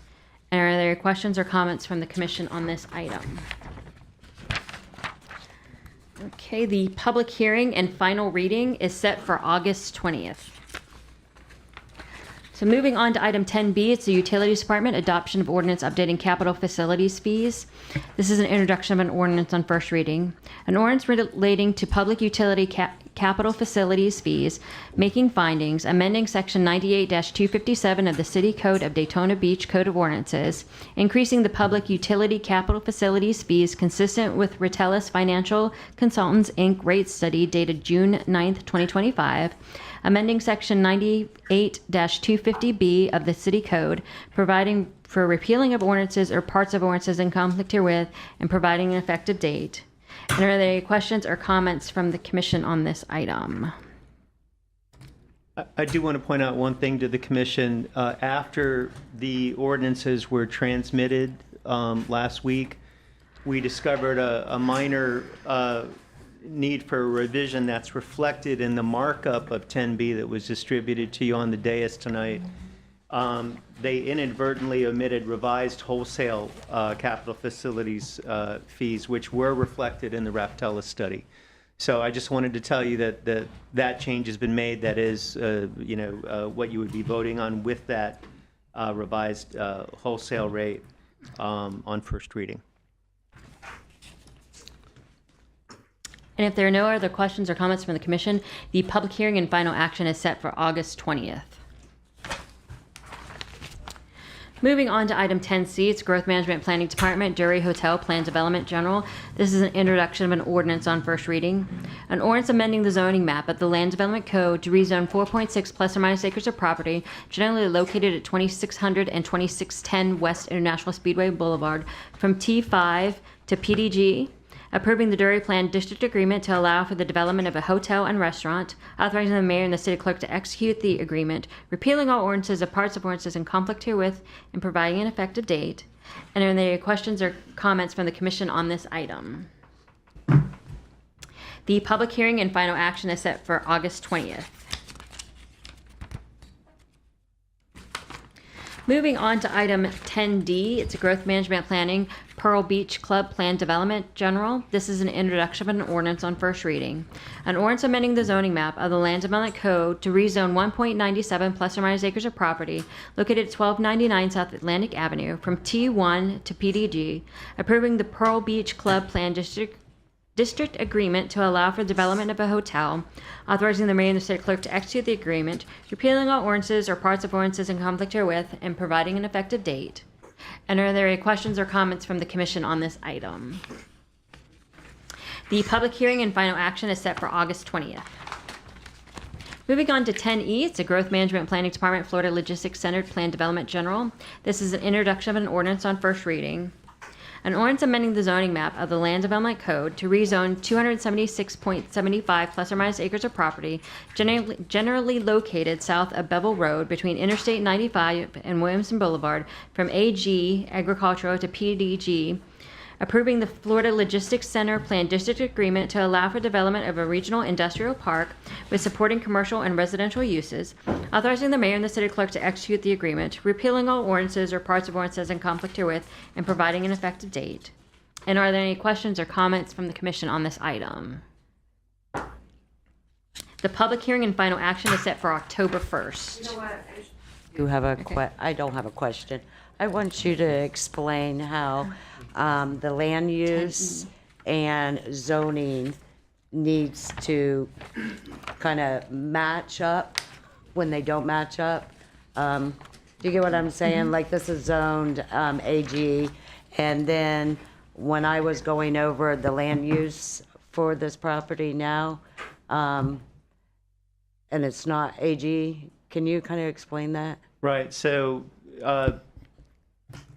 yeah, I mean, Jim, if you want to address it. Do you want to explain it? Because I just feel like there's a few that don't understand. Good evening, Mayor, Commission. Jim Morris, Deputy City Manager. Florida law has a provision in it called consistency. Correct. The comp plan, as you all have heard in any number of seminars, is basically our land use constitution. The zoning is our land use statutes. like the Constitution and the statutes need to be consistent with the Constitution. In the comp plan instance, the comp plan's got maps, it's got policies. Those are both things that you're supposed to comply with. So you'll often see map amendments to make something go from A use to B use, if you will. And if there's policy changes that need to be made to adjust those things, and then the zoning follows that. So the law requires that any actions you take to implement the comp plan must be consistent with the comp plan. And that's all development orders. It can be other things besides rezonings, but development order is a general term used in Florida law. And development orders issued must be consistent with the comp plan. So as you work through your comp plan, you adjust it or you deny actions if it's not consistent. It's the guiding force in a general sense, where the statutes and the ordinances are the more specific sense of how you get something done. Thank you. Yes, ma'am. You did that very well. Thank you. And again, for the record, the public hearing and final action is October 1st. I'm going to move on to item 10F. It's a police department repealing Article 5 Citizen Police Review Board to comply with Florida statutes. This is an introduction of an ordinance on first reading. An ordinance amending the City Code of Ordinances, repealing Article 5 of Chapter 58 of the Code, consisting of Sections 58-200, 58-201, and 58-202, relating to the Citizens Police Review Board, repealing all ordinances in conflict herewith, and providing an effective date. And are there questions or comments from the Commission on this item? I have a lot of comments about it, but I'll just be quiet tonight. Okay. The public hearing and final action is set for August 20th. Okay, we're going to move on to our administrative items, and our final item on the agenda tonight is item 11A. It's growth management planning, designation of administrative authority for plat and replat review pursuant to SB 784. This is a resolution authorizing the city manager or his designee to receive, review, and process plat and replat submittals as necessary on behalf of the city in accordance with SB 784 and providing an effective date. And we need to vote on this one. All right, we have a motion and a second. Do we have any speakers? I have no speakers for this item, Mr. Mayor. All right. All those in favor, let it be noted by saying aye. Aye. Those opposed, same sign. Motion carries 7-0. And that was our final agenda. Okay, our final action. Who do we start with tonight? Commissioner Paris. Commissioner Paris.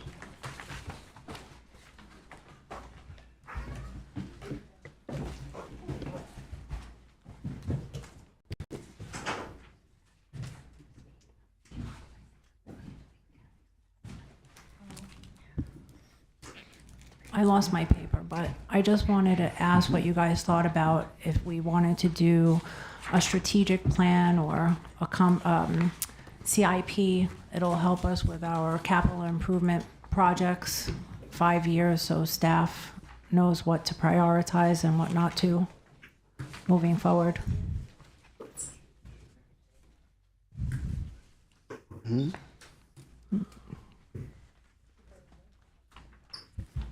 No one?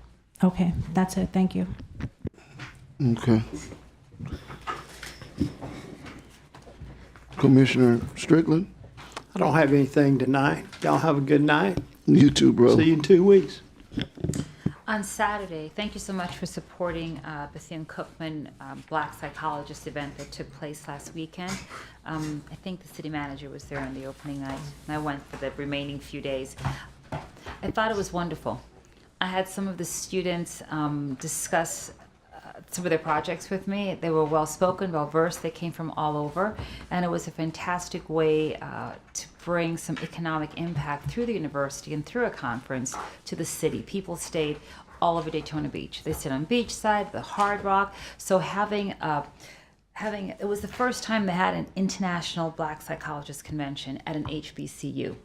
And it was truly really, really good presentations. And a big one was about financial literacy and how when we do have financial literacy, it really helps equalize retirement later in life for all races. So I thought it was really, really well done. The students did a great job. So thank you so much for supporting that. It was a good event. Thank you. Thank you. Commissioner Cantu? Yeah, I have a few. And Commissioner May, thank you for contributing to the Purple Heart. Clymore's Landing, it's back in my district. And after communicating with one of the ladies that came here, I'm doing a walkthrough August 27th at 1 o'clock. Code is coming. Someone from the police department, I believe Director Rhodes is coming. I believe they do not know, these residents do not know that they actually can make a code compliance. So that's one of the reasons I am going. And then I believe August 28th, they're having some kind of pizza party, which I will be there as well. So I don't know if more than one commissioner can. We can't. Okay. So I will be doing that walkthrough, and I will come back and let you know what's going on. What you say? They can't go to that? So there's technically a binding judicial opinion from our circuit that y'all can't go on fact-finding tours together on things that you may end up making decisions on as a public body. Oh. And if you get the biweekly reports like I do, and if they are correct, 95 undocumented calls to that place in 2 weeks. Then there was another 95. Then there was 47. Then there was 140. These are biweekly reports. I mean, I think we seriously have a problem. We do. Okay, so that being done, the Seabreeze Oak Ridge bridges, I actually reached out to FDOT, and they are going to, it's a start, I wanted them painted, but they're expediting a contractor and getting a quote, and they are going to be cleaning the bridges and repairing the fence. So I'm kind of happy. Maybe they'll get in there and find out it needs painted. Mm-hmm. National Stop on Red Week is recognized August 3rd through 9th. So DOT, Volusia Flagler TPO, and the city of Daytona Beach, there will be an event held tomorrow at 9 o'clock at the intersection of Beach Street and ISB, if anyone wants to attend. The Florida recorded 33,045 crashes, resulting in 84 fatalities and 681 serious injuries. That's a lot. Wow. It is a lot. And what else do I have?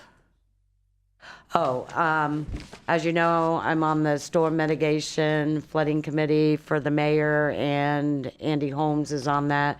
We have a meeting Friday, but they have launched their newsletter that anyone can go on, and it kind of gives you updates of what's going on with Transform 386 and all the projects in every city, and I believe they're going to have maps up there. So you can go on and to www.volusia.org/stormwater newsletter, and they will give you updates. And then Volusia County is now accepting through their online portal for Hurricane Milton, the program. And what else do we have? Volusia Flagler TPO office has moved to 1540 Cornerstone Boulevard, Suite 240. So the meetings will be held there instead of at International Airport. And something else I'm working on, and they're telling me, I've been working on it for a while, but they're telling me they are going to do it. But the LPGA interchange, if you ever been out there and you see the lettering out there, it's all faded. And so I always thought it was DOT because it's DOT, road. But actually, I guess there was an agreement a long time ago from the Indigo CDD, which is the LPGA community, who actually pays, you do, pays into that. And so I've been talking to them, and they said they're going to try to pressure wash those or paint them and pull all the weeds in between. So I'm going to stay on top of that. Now, I have a concern, and it's been going on for quite a long time. And I finally asked Andy, because I get so many residents calling me. I'm not sure if you guys get residents as well calling you. And we have a lot of people on fixed incomes, and they're paying their water utility bill, and then all of a sudden they get this humongous bill. And yes, the city is working with them and, plans, but it's not their fault. It's our fault. So we put in meters, okay, that were by batteries, I guess, and now you cannot get new batteries for them. This is what I've been told. And so we have to put all new meters into these homes. And yeah, the bills might be even more once they get the new meters. But if someone has been paying a utility bill, let's say $200 every month because they've been estimizing them, but all of a sudden they get a bill of $1,500, $2,000, and they have to pay that. I think we need to do something. I mean, That shouldn't happen. it shouldn't. And this has been going on for months and months. I mean, since last year that it's happening to residents. I would like to see if we can come up with something where, since it's our fault, that we forgive a bill like this. Do you get what I'm saying? It's not right. Go ahead. I have the ability to actually waive those items. Andy Holmes and Natalia provided me with a memo with the code that allows for that to take place, which I will be reviewing tomorrow to make sure, and we will do that so we don't have individuals having to pay bills from back pay. So I was provided that information this morning on what our code allows, and right now, based off what I've read, that I'm going to be recommending that we waive those. So anything going forward, they get a bill, we're going to waive them. Thank you. Because we have so many seniors that expect a certain bill. My mom, I'll be wanting to fight. Yeah, and then all of a sudden, it's like, wow. That's okay. Yeah, And even I'll be though all you're right. giving them payment plans, it's still, they're budgeting. So I appreciate it. Thank you. Operative word that And we're wanting to fight. that's it. Thank you. Yeah, okay. Commissioner Henry. So speaking of Clyde Morris Landing, my daddy lives in Clyde Morris Landing, and he didn't know that I had been dealing with Clyde Morris Landing, and he said that place out there is terrible. It's horrible the way they treat people out there. And he said that they told him to park in the visitors' parking spot. And this isn't the first time that I've heard this. We had some other residents complain about this. They told them to park in the visitor's spot, and then when they park in the visitor's spot at 3:30 in the morning, they come tow your car, and then they charge you $415. That place is a rogue. They are rogue out there. And he is not the first. I know my daddy did not tell me a fib, because he would get me if I said LIE.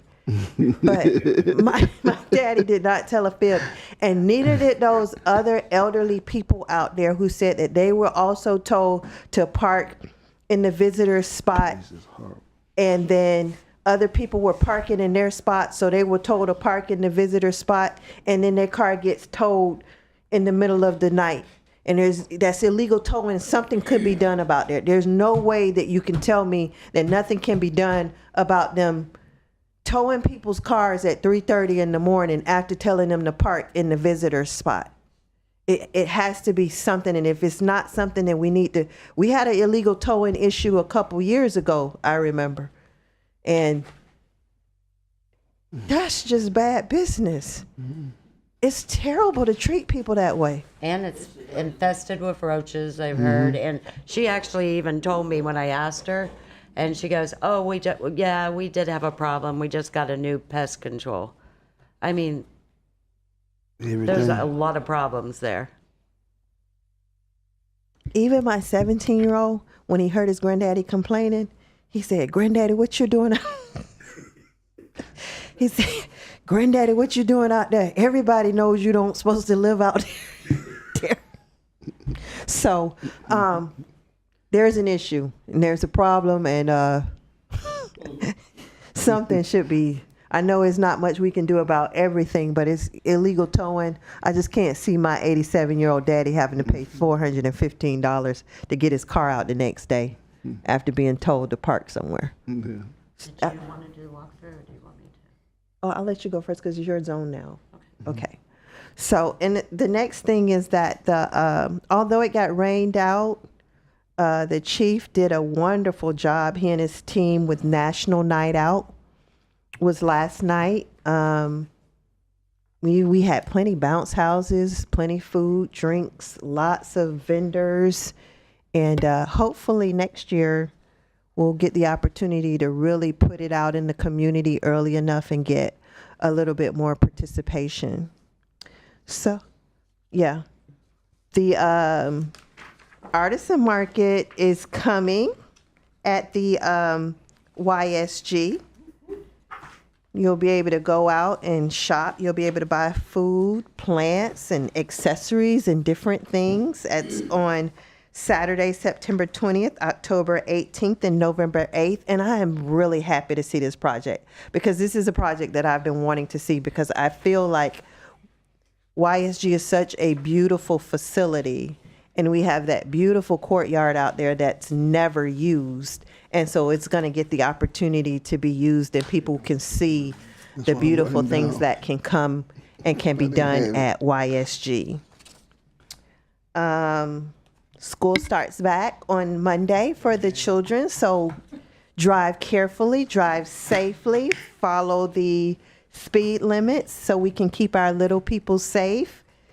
If you have not donated something to your nearest teacher, go ahead and ask them what's on their Amazon wish list and purchase one thing for those teachers. I myself happen to be a teacher.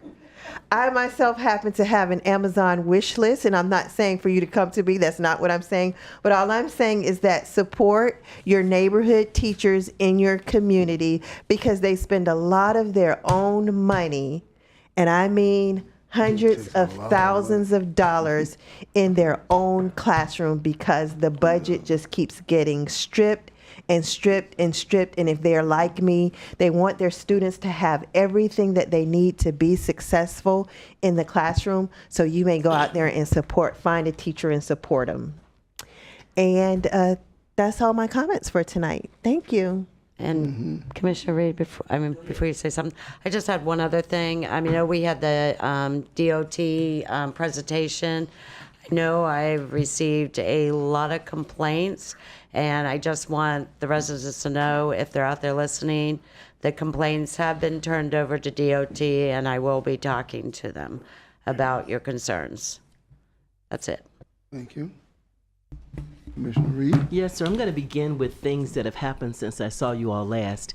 As you know, there were 5 Wednesdays last month, so we had a nice little gap. So some things happened. First, I see, and I know he's going to say something, Mr. Fuquay in the audience. Excellent celebration of the aviation summer program once again. Commissioner Strickland and I were there, gave some comments on behalf of us to let them know that we support them. And it was nice to hear those young people and see their families there to support them. Also, MCDC on the 23rd, the Wednesday after our last meeting, they welcomed Dr. Albert Mosley, the 8th president of Bethune-Cookman, and we utilized our Cherry Center. The manager and the mayor spoke, and I gave the occasion, so the city was definitely there to say we do support the town in the gown. Omega Psi Phi, organization that the manager belongs to, had a regional barbecue on Saturday where they gave away lots of food. Ooh, the sausage was so good. That's my favorite part. And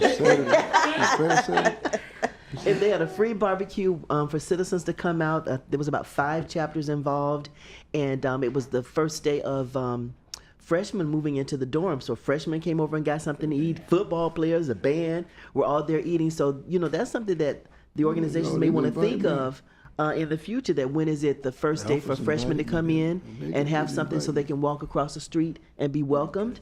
So that was something. And then that afternoon, early evening, the Brothers of Alpha Phi Alpha hosted a beautiful gala at the Daytona Center.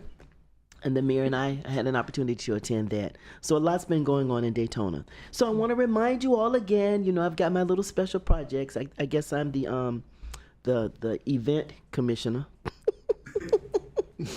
But and you'll see the flyer where Divine 9 is once again bringing back our game night. Okay, it's on the 20th of February, which is next month, and I want to tell you the donate the. February? Did I say that? Okay, not February. Next month is August. September. Okay. Ooh, jeez. Ooh, if I'm acting like you can't. So next month on the 20th of September, immediately following the football game between Bethune-Cookman and Edward Waters University now, it will be held at the Cherry Center, and proceeds from that game night are going to be given to our Parks and Recs department to replace the carnival games that our students or the youth of our department, youth of our city now play with. I just think it's time. It's time. So we're raising funds to support that.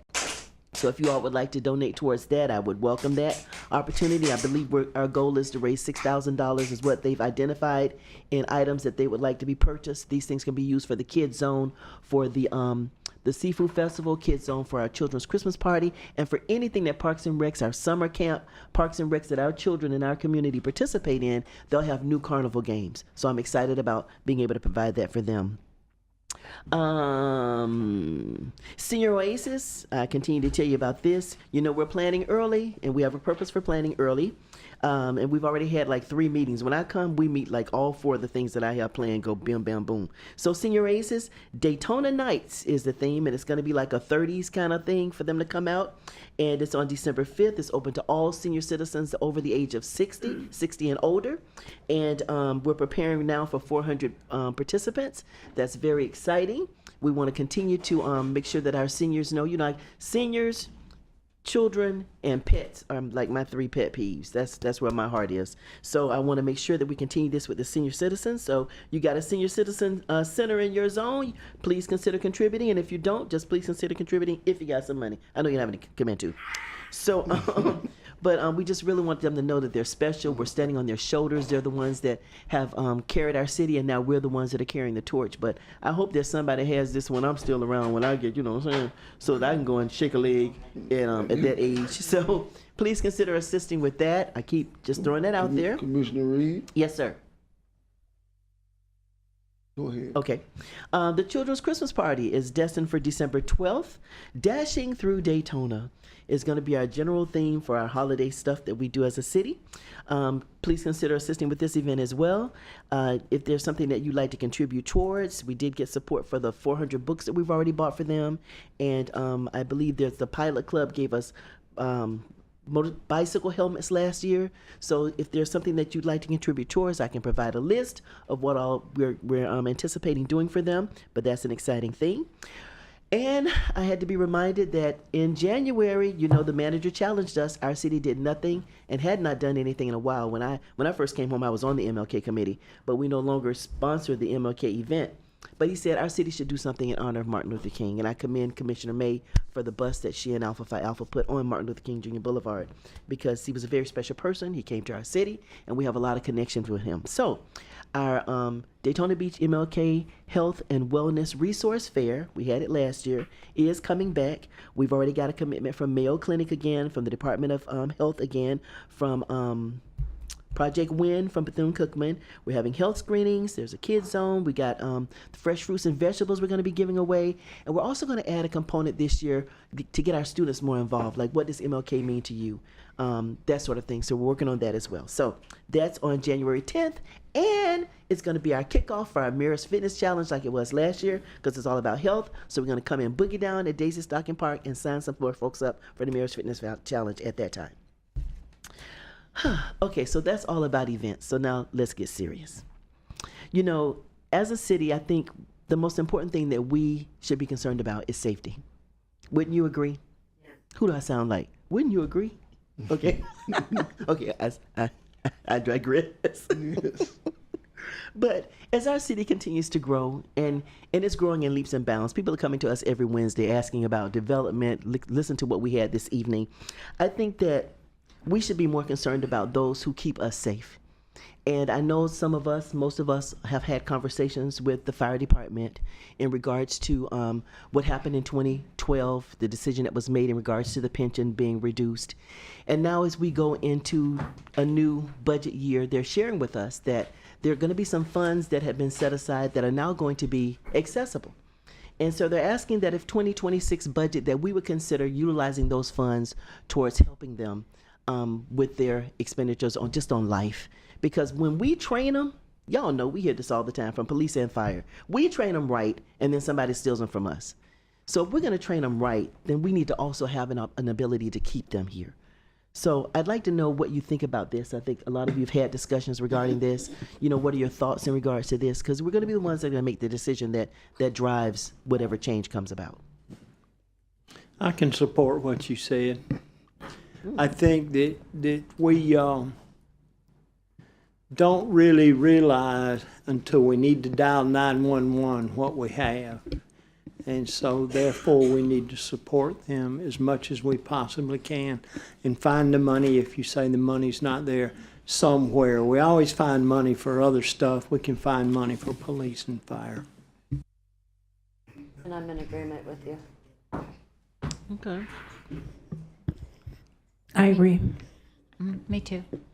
All right. Well, I'm the only one that's going to tell you all that you make the negotiations difficult for the staff. They have to negotiate with those guys.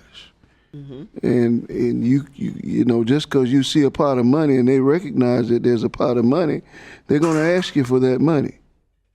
So just always remember that you all ask for a lot of different things on this commission.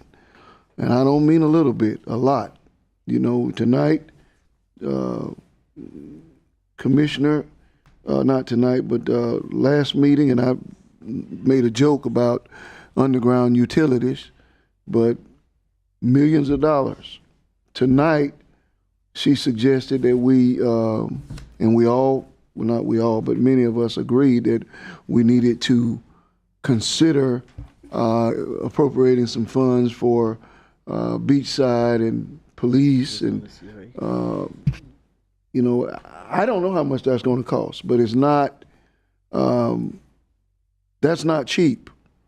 So we have to always remember that each time that we have an expenditure, and I'm of the mindset that as we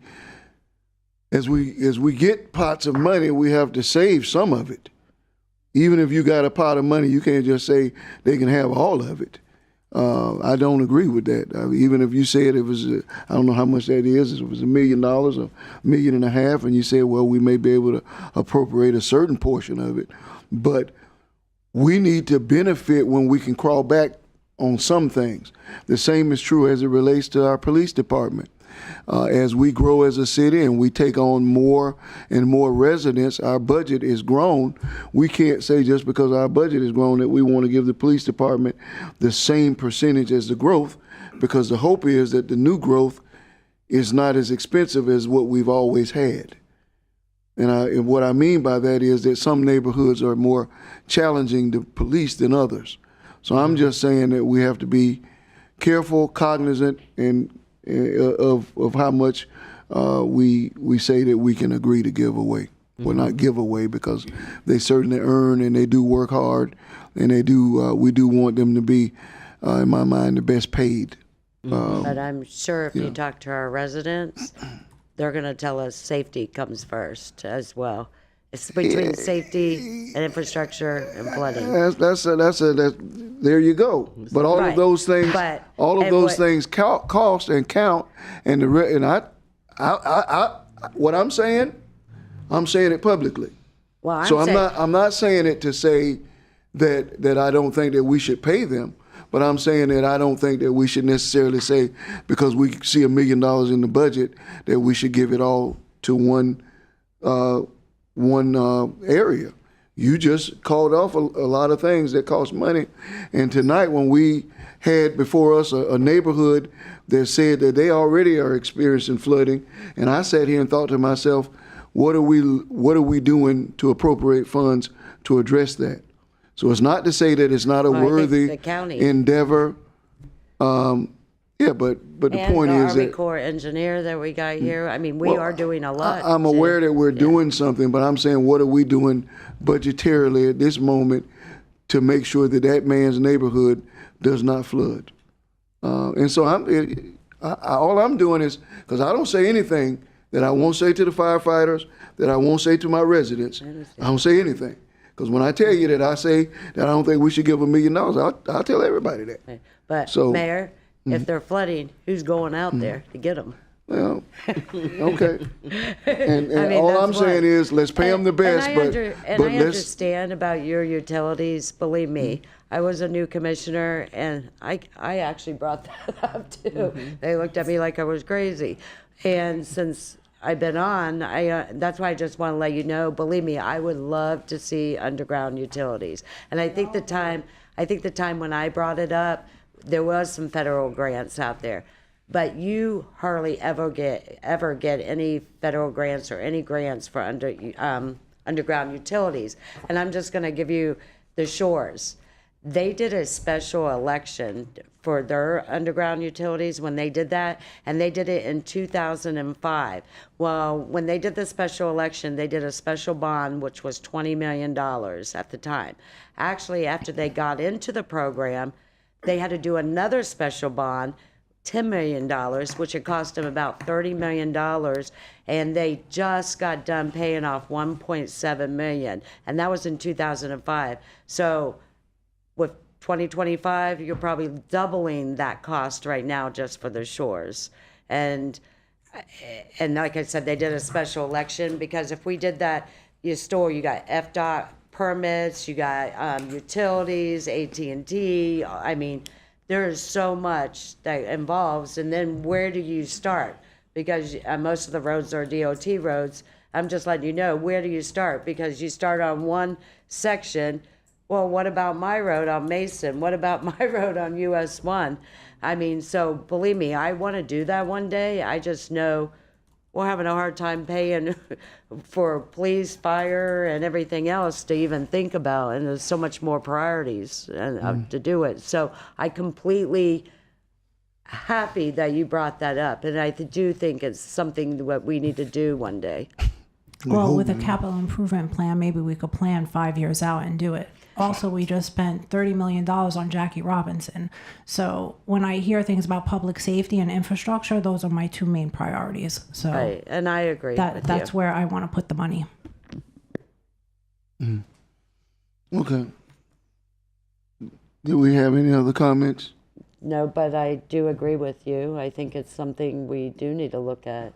We may not give them all the money, but they deserve an increase. And another thing I was thinking also about considering extending. Have we thought about extending drops so that we can keep people a little bit longer? I had that on my list to say we talked about this a while back, but we haven't heard anything, and I brought it up. So I'd like to hear from Sexton or you or someone to say where we are with extending drop. After tonight's conversation, I think it's going to be prudent that we have an executive session so you all can see what are the benefits that you have been providing to the employees of Daytona Beach for the past couple of years as we go through these negotiations. So we'll get that information back to you and also bring in the drop information. But I did want to go back to Commissioner Cantu and Commissioner Paris, because the only person that has provided us a date for an FDOT workshop is Commissioner Paris, and I need to know if you all want to move forward with that workshop and the date based off of her request for underground utilities. Not at this time. We just don't have the money to do this. Do some future planning 5 years from now, 6 years from now, 10 years from now. Isn't it good to know what we're looking at in the future? What ends up happening is you're looking at the staff having to work on that, and I don't foresee that I'll just be honest with you. In my tenure, I don't know that I plan to be up here when they decide to do that. It's not on my. The prices change it's not so on my much. agenda. Do you get what I'm saying? Plus, they have to contact DOT. There's so much involved in that. You know, I don't. It doesn't make a lot of sense. I mean, I completely agree that it's something, but there's not even no grants, nothing out there. And I think we actually need to be worrying about paying our police and fire department right now because of all the growth. And I mean, look, we still drive, some of our police are storing what? Impalas and Crown Vics. It's like, that's so embarrassing. So I kind of agree with them. I don't know that we should, because it takes staff resources also to figure out, you know, how much this is going to cost. So I don't think I'm in agreement with them. Now is not the time. Maybe after budget, maybe have some workshop after budget. I'm not interested in a workshop. Well, I'm just saying after we're done with budget, because I know we don't have the money in our budget right now. And we just hired an auditor. Maybe he'll find somebody. I don't think so. But, I mean, I've actually sat down and I'm in total agreement with Commissioner Reed. I think that is, I mean, what they're asking for is, and I know they're in negotiations, but I honestly think what they're asking is something doable. Okay. Okay. My turn. I had police drop on my list. You already talked about that. Police Review Board. My opinion is obviously the governor and the legislature decided that we didn't need to review what police do. I was the one who brought that before the commission. And we agreed to have a police review board, which basically I think citizens should review everybody. And they should have access and the right to review and to look at what you do. It wasn't a punitive board in any way, but no one is beyond reproach and no one should be outside of the view of public scrutiny. But they essentially made it illegal for us to do that. And again, in my opinion, that's another example of taking away a home rule. We are going to have a parade for Mainland High School and hopefully Seabreeze High School, Beachside Elementary, and all of the schools in Daytona Beach who helped us to ascend to an A district. Mainland, Seabreeze, and Beachside all earned A's, so they will be the primary institutions, but we want all of the schools to participate because they are all feeder schools to Mainland and Seabreeze, and the district for the first time in almost 20 years, I think 18 years, is an A district, and we want to celebrate academic success. You talk about all of this growth and people moving to Daytona Beach and being a desirable community. That is what makes communities desirable for families, is when you have good schools and good education. Everybody wants their child. And I cannot begin to tell you how many times as a school administrator, I have people wanting to leave other schools to come to my school because they don't want them to go to certain schools. And when your school is an A, B rated school, you don't have any reason to be talking about my child can't go there. And that's what we want throughout all of Daytona Beach. A, B schools, and we want to continue to support that so that our schools not only get the resources that they need, but that they have the reputation, because the teachers in our schools work harder. They work hard. And so I want all of us to be prepared. I think it is September 15th, isn't it? Or is it September 13th? Which one is a Saturday? It's that Saturday. That's going to be the date of the parade, but we want all of the schools involved and just get as many people associated with the schools to be engaged, because parades are not cheap, and we want folks to be down there celebrating. It is the 13th. And Commissioner Henry, who says she's a teacher, she's a dynamic teacher. And I don't say that because she's my sister. I say that because I had the privilege and pleasure of working with her and partnering with her in ownership of preschools and daycare, which taught VPK, and her students were routinely at the top of the district in their test measurements when she was a teacher. And so those are the types of teachers that we want to support in schools. And then finally, the manager took me to the marina, finally, after I was supposed to go there a year ago, but not on him. That wasn't his fault. But he took me, and if you have not gone to the marina, here's another reason why I don't want underground utilities. My mother's going to have her 85th birthday, and when she has the birthday, we're going to have the celebration at the Cherry Center. And I tried to get her to go to another place, and she told me that I'm not going to any other place. I'm going to the Cherry Center. And I said, but I don't know. I think it needs to be a little more. She said, well, look here. If you are going to be the mayor in the city, and you don't have a place that's nice enough for my birthday party and for my friends, then you need to find one and build one. And so I said, okay, I guess you'll be going to the Cherry Center, because I don't have the money in the budget to just go out and build a new facility for your party. Although my point is to say all of this to say that she was saying that she wanted to have it in a city facility. And I was saying that I wanted her to have it in a really lavish kind of place, because you only turn 85 one time. But I respected what she said, and I understood what she was saying.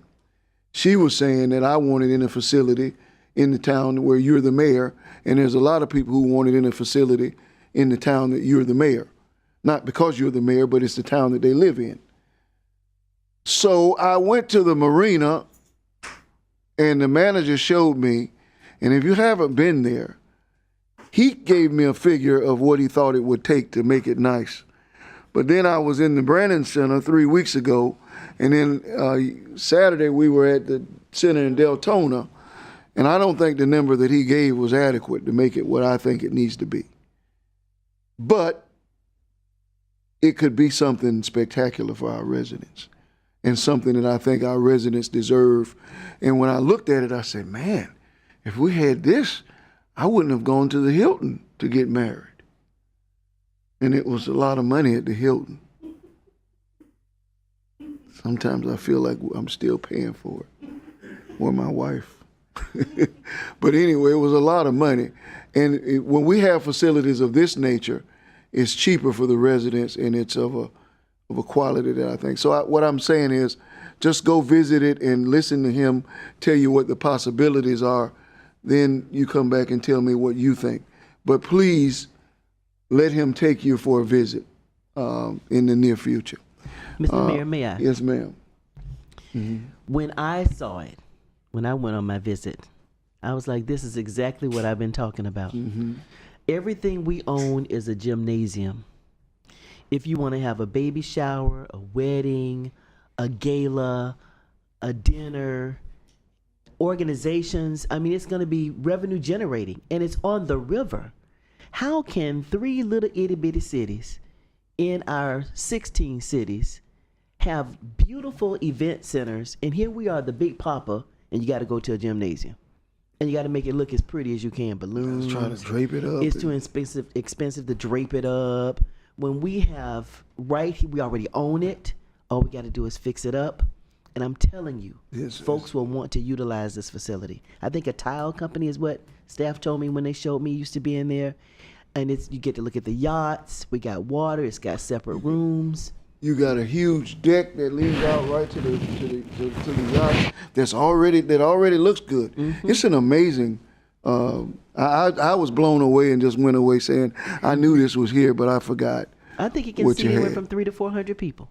And I was sitting there thinking about the mayor's gala for the Yes. First Step Shelter. Hello, I'm like, save some you money. have it in there, we'd save money. That's another Yes. $30,000, $40,000, $50,000 that we could use to go into the shelters piggy bank as opposed to, no offense to the Hilton, because they're doing us a great solid to you know, but I'd rather have it there. So at any rate, make your way and see it for yourself, then come back and see if you agree, if you do. Well, that's the point. Oh, gotcha. Where are we getting the money? I don't know where we're getting the money from, but when you look at it, you got to say, that's why certain things, I don't just say give all the money away. There's a lot of things to running a city, a lot of things, you know, and I don't, you know, so, and that's one of them that I value. Yes, sir. The part that we own, the upstairs, yes, upstairs. Oh. The upstairs part where the Columbia used to be 100 years ago. Exactly. It's really nice up there. It was years ago when the Columbia restaurant was there. Yes, exactly. So you remember. That's it. Big chandelier in the ceiling, separate rooms. So what'll it cost to get an estimate to fix that up, Mr. Manager? David Waller would have to pull something up.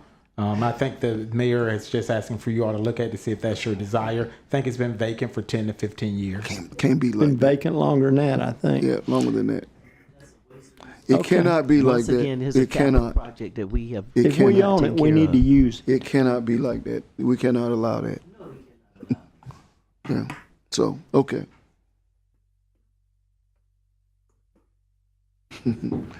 All right, that concludes our my comments, and so at this time we will hear from the residents of Daytona Beach. You don't want to hear the managers? Oh, Or- manager got something? I'm sorry. Thank you. Letitia has something. So tonight is Kathy Rosado's final meeting with us tonight. She is the new town clerk for the city of Lady Lake. And so... Oh, wow. We got to move it over to Lady Lake. It's a nice place. So we are really going to miss her. I know I'm going to miss her. She's been instrumental in me these past couple years to really turn the office around and get some stuff done. And I will greatly miss her. But I know I told her already, I'm like, I'll be calling you and texting you from these meetings. Well, so, because I know you'll miss them. So, but yes. Yeah. So I just want to show my appreciation to her for the years that she's given me. So, Congratulations. Congratulations. Anything else? All right. Ben? No. Oh, okay. So our first speaker tonight is Tom Russell. And on deck, I have two people, I believe they're two separate people with last name Applegate. Just one? Okay. Okay, Tom Russell, 603 North Beach Street, otherwise known as the Blue Road CRA area. Did a little research. Don't have a whole lot of time, but I want to address each of the commissioners because you are responsible for what I'm going to say. In order for money to be diverted from one account to another account, okay? Attorney, the mayor, the city manager, they would never do it.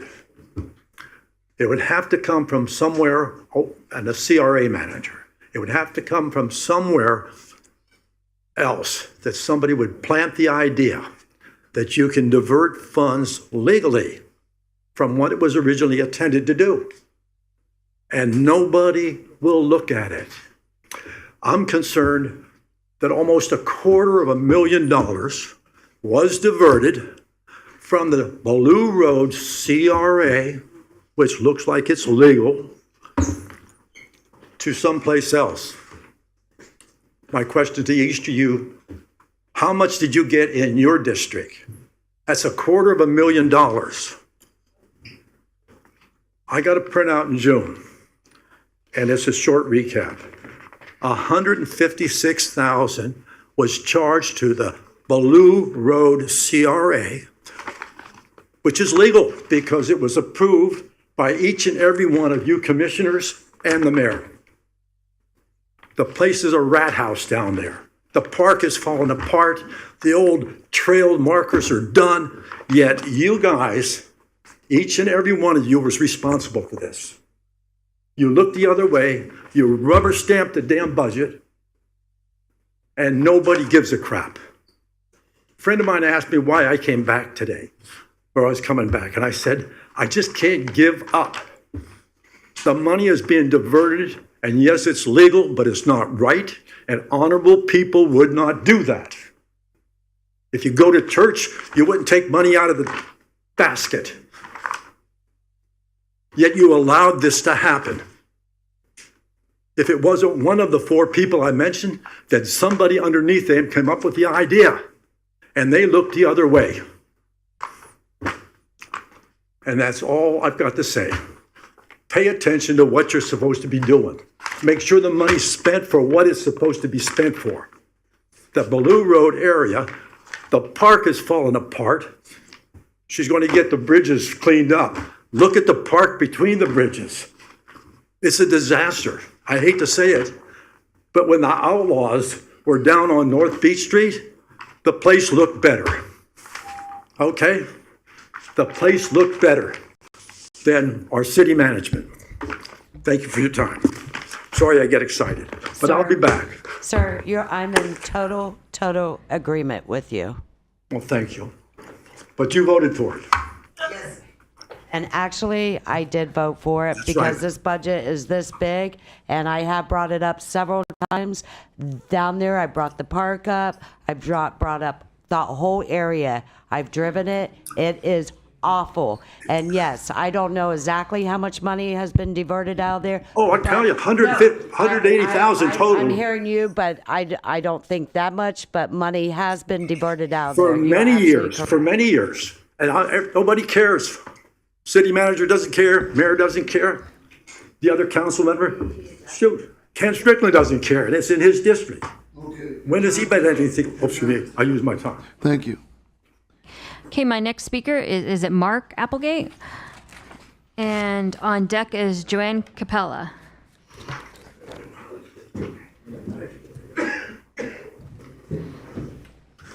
I should have come before him because I was going to say, Mayor, you run a really good meeting, very efficient.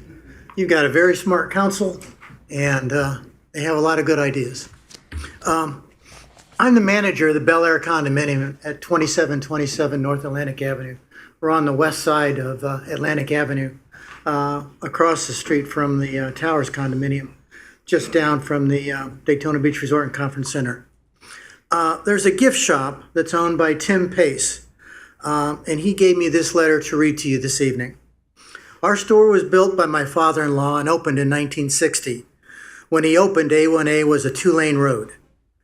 My wife and I took over operations in 1979. In the last 46 years, we have tripled the square footage of our store. Our family has run a profitable business in our location for a total of 65 years. The past year has been our worst. Part of the reason for our decline in business is because of the changes that FDOT has made on A1A. As I said, when the store opened, A1A was two-lane road, and there was easy access for northbound travelers to get to my store.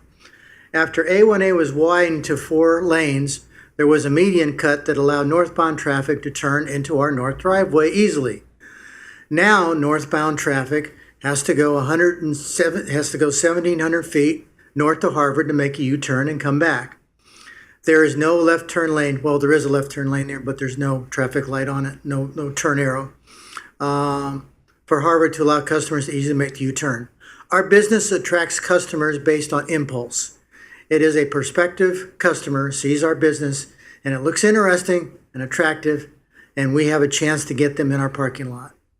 If they have to drive a third of a mile past our store to make a U-turn to come back, many of them will not.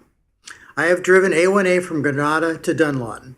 Nowhere on A1A is there such a long stretch where no U-turn or turns is permitted. The FDOT plan also makes access difficult to condominiums on both the east and the west side of A1A, between Plaza and Harvard. There are 505 units on the east side of A1A, and there's 128 units on the west side. That's our building. The elimination of the two median cuts has made access to and from our 600 units a hazard. Close to 1,200 vehicles have to make dangerous U-turns to get back to their homes. When this plan was proposed, FDOT held a meeting, requested comments. I spoke to the homeowner association and the condominiums near our business, and a number of us went to the meetings and expressed our lack of support for the plan. FDOT ignored our objections and comments and forged ahead. The median cuts need to be restored so that customers can get to the business and residents can get to their homes. This project has been a fiasco from the start, and there needs to be some more corrections made. I know the great correction was made in front of Steve's there, Chris's restaurant stop there. Things like that need to happen for us in this section of Atlantic Avenue between. Thank you, sir. Harvard. Your time has expired. Thank you. Our next speaker is Joanne Capella, and on deck is Alex Levine.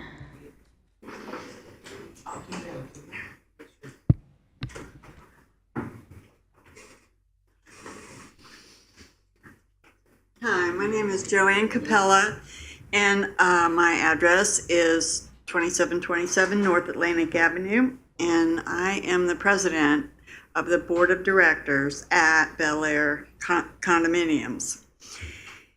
And as you have just heard, all the condominiums and all the businesses along the stretch between Plaza Boulevard and Harvard are a disaster. And all of us have been saying from the beginning, somebody will die here. The bump outs that FDOT installed at the edges of the road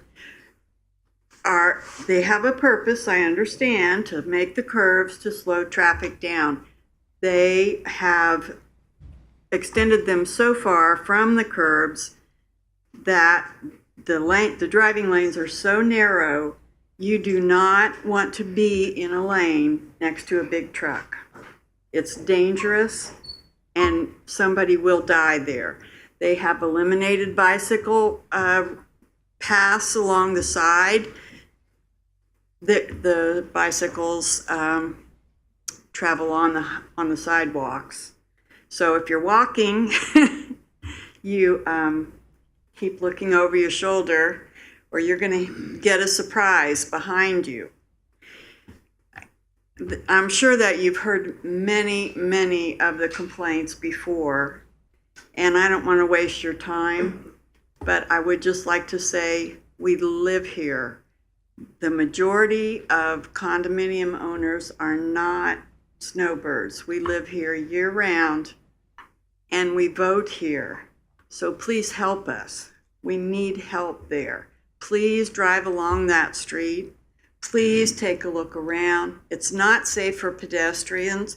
If you are in a narrow lane that's going like this, next to a big truck, you are not watching for pedestrians. You are not. If you lift your eyes from the street, you'll be out of your lane, and whatever happens will be your fault. So I appreciate your time. Thank you.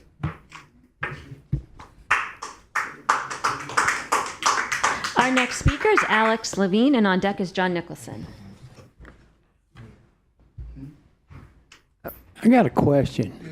Where did FDOT get the idea that our busiest season here in Daytona Beach was a good time to go over and destroy A1A? Did they call and ask? Did they call and tell anybody they were going to do it? And they look at us like we got three heads if you go, hey, man, this is crazy. Oh, no, it's not. Did we get any warning other than, hey, here we come? Well, we knew they were doing the project. just didn't know when, and they made that decision on their own. They decided to do it when they. Oh, that was terrible. That was terrible. Yeah. I'm Alex Levine. I do also live at 2727 North Atlantic. Bel Air condo is directly across the street from the towers. These buildings are part of the history of this city.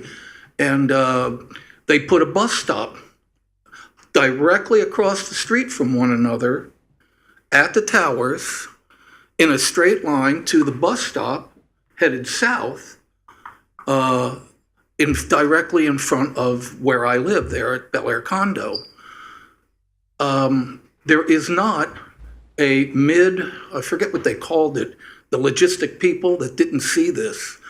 They need to have a crosswalk from one bus station directly to the other, so that the people that are working and arriving to work headed north and exit at the Tower restaurant at the end of the day, they can walk directly across the street with one of your modernized, up to standard crosswalks, so that the people can get back and forth to go to work.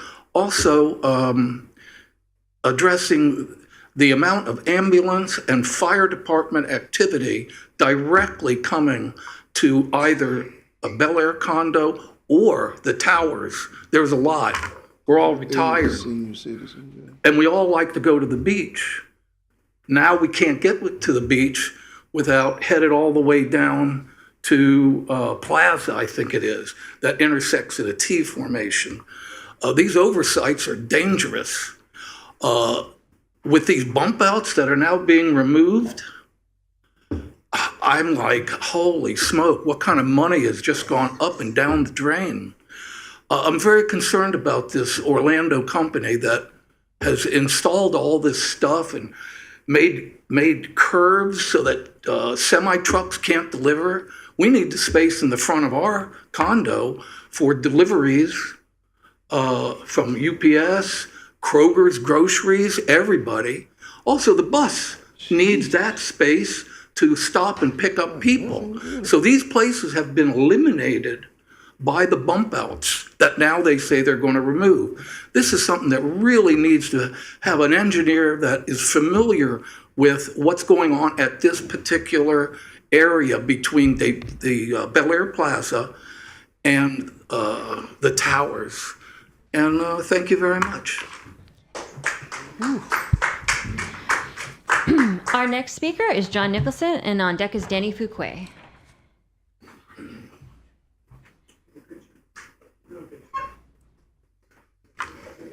John Nicholson, 413 North Grandview Avenue. A couple of things, Monica. The CRA used to have 27 people cleaning up Main Street area. We had 3 people that the city paid for out of CRA funds. It was $110,000 for the 3 men. We had 2 guys that the state paid for A1A. We had 3 men who were city employees that cleaned up. We had 5 men who we paid from the jail, cost us $64,000 a year, and they would come in and clean up the area. So all of those have been eliminated. You may want to think about putting them back in. Oh, plus the street team. There were 5 members of a street team. Secondly, Mosaic. Have we done anything about Mosaic? Those pictures were terrible.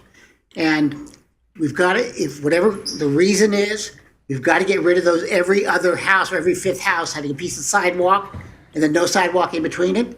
You can't get them level. So we have to put it in our code that the whole sidewalk has got to go in. Because what happened down at Mosaic should not happen ever again in the city of Daytona Beach. What happened at Mosaic, John? Clyde Morris Landing, okay? Where are we with Clyde Morris Landing? Because we've been pushing affordable housing. We don't want whatever's happening at Clyde Morris Landing to happen again and again and again and again. So find out what the problem is, okay? Report back to us so that we don't do it again. I mean, there's words for people who make the same mistake over and over again, and we don't want to be one of those. There's a problem on the beach side. There's 2 stores that I've been told Years ago, we had a problem where you would go in, get a decal. Decal was $3.99. By the time you got your bill, it was $400. All right? They're doing it again. So there are 2 shops on Ocean Avenue that are doing it. So I'm asking that we do a sting, go in there and get rid of them. It is bad for our city. We had it badly before. We don't want to do it again. Beach Street. Where are we at Beach Street? About 2 years ago, we were told it was halfway through the design phase. Where are we at Beach Street? We need to have that done because those apartments are going up very, very quickly, and that street needs to look presentable when it's finished.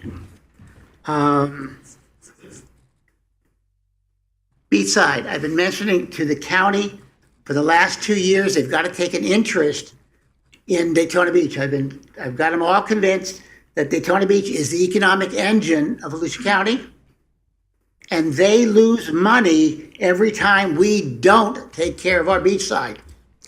That beachside is not attractive because of us. We have to spend the money to make sure it looks attractive. Thank you. Our next speaker is Danny Fuquay, and on deck is Thomas Copeland. Good evening, everyone. If it's okay, if my assistant would come, what I would like to do is do a presentation just to give certificates of thank you to the commissioners, the mayor, and everyone. So again, I'm Danny Fuquay, 412 Aletha Drive, Daytona Beach. I just want to come before the mayor, the commissioners, city manager, and to all of the staff of Daytona Beach, Park and Recreation, Daytona Beach Police Department, Daytona Beach Fire Department. They all made a difference and are very supportive of our youth aviation camp this year. And last year I wasn't able to come because of some illness, was in the hospital. But this year I just want to just make sure that we come before and say thank you. Thank you, Mayor Henry, for your leadership in Daytona Beach and for believing in anyone who wants to make a difference in the youth. And to the commissioners, to the city manager, and to the staff, redevelopment, who supported this youth aviation camp, Parks and Recreation, redevelopment, they all was very supportive. And tonight, James and I, we're here, just want to say thank you and to show our gratitude and appreciation for our youth aviation camp. So do I just call the names or just pass them? You can just give him the thing and we'll pass them out. And we also have the program ceremony books, just a little token of appreciation to the city.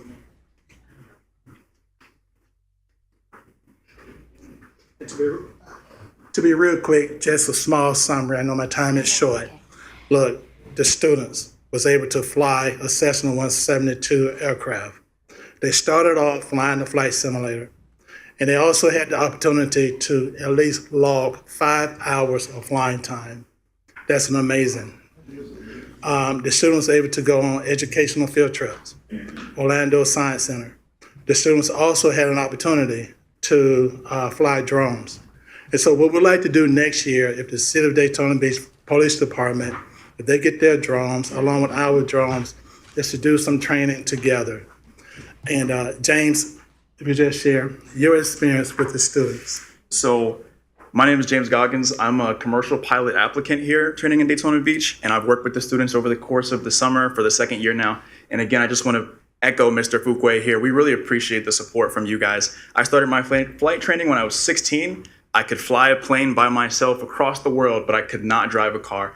And this summer, what was so fulfilling for me to actually see is that the students that we have nurtured here in Daytona Beach were able to share that same experience. Half these students cannot even drive through Daytona Beach streets, but they were flying in Daytona Beach's skies under supervision, of course. And that realization, watching that happen with you guys' support, really just, it made a dream come true for me. And I just want to say thank you to you guys, the commission, the mayor. I appreciate you guys. Thank you. And so real quick, we was able to send 2 students from Daytona Beach to the Les Moore's BPA Summer Flight Academy out in Houston, Texas. A brother and a sister. And so local students. So your money was well invested into the youth. Next year, we will be extending from just STEMs to STEAM because the students were able to adventure into so many other areas than just flying. Some of the students don't want to be a pilot. And so we had to really find what these students wanted to do, and we was able to tap into their future career. These students are in the pipeline to be successful here in the city of Daytona Beach because of your support. Thank you. Appreciate you. Appreciate all that you do. Thank you so much.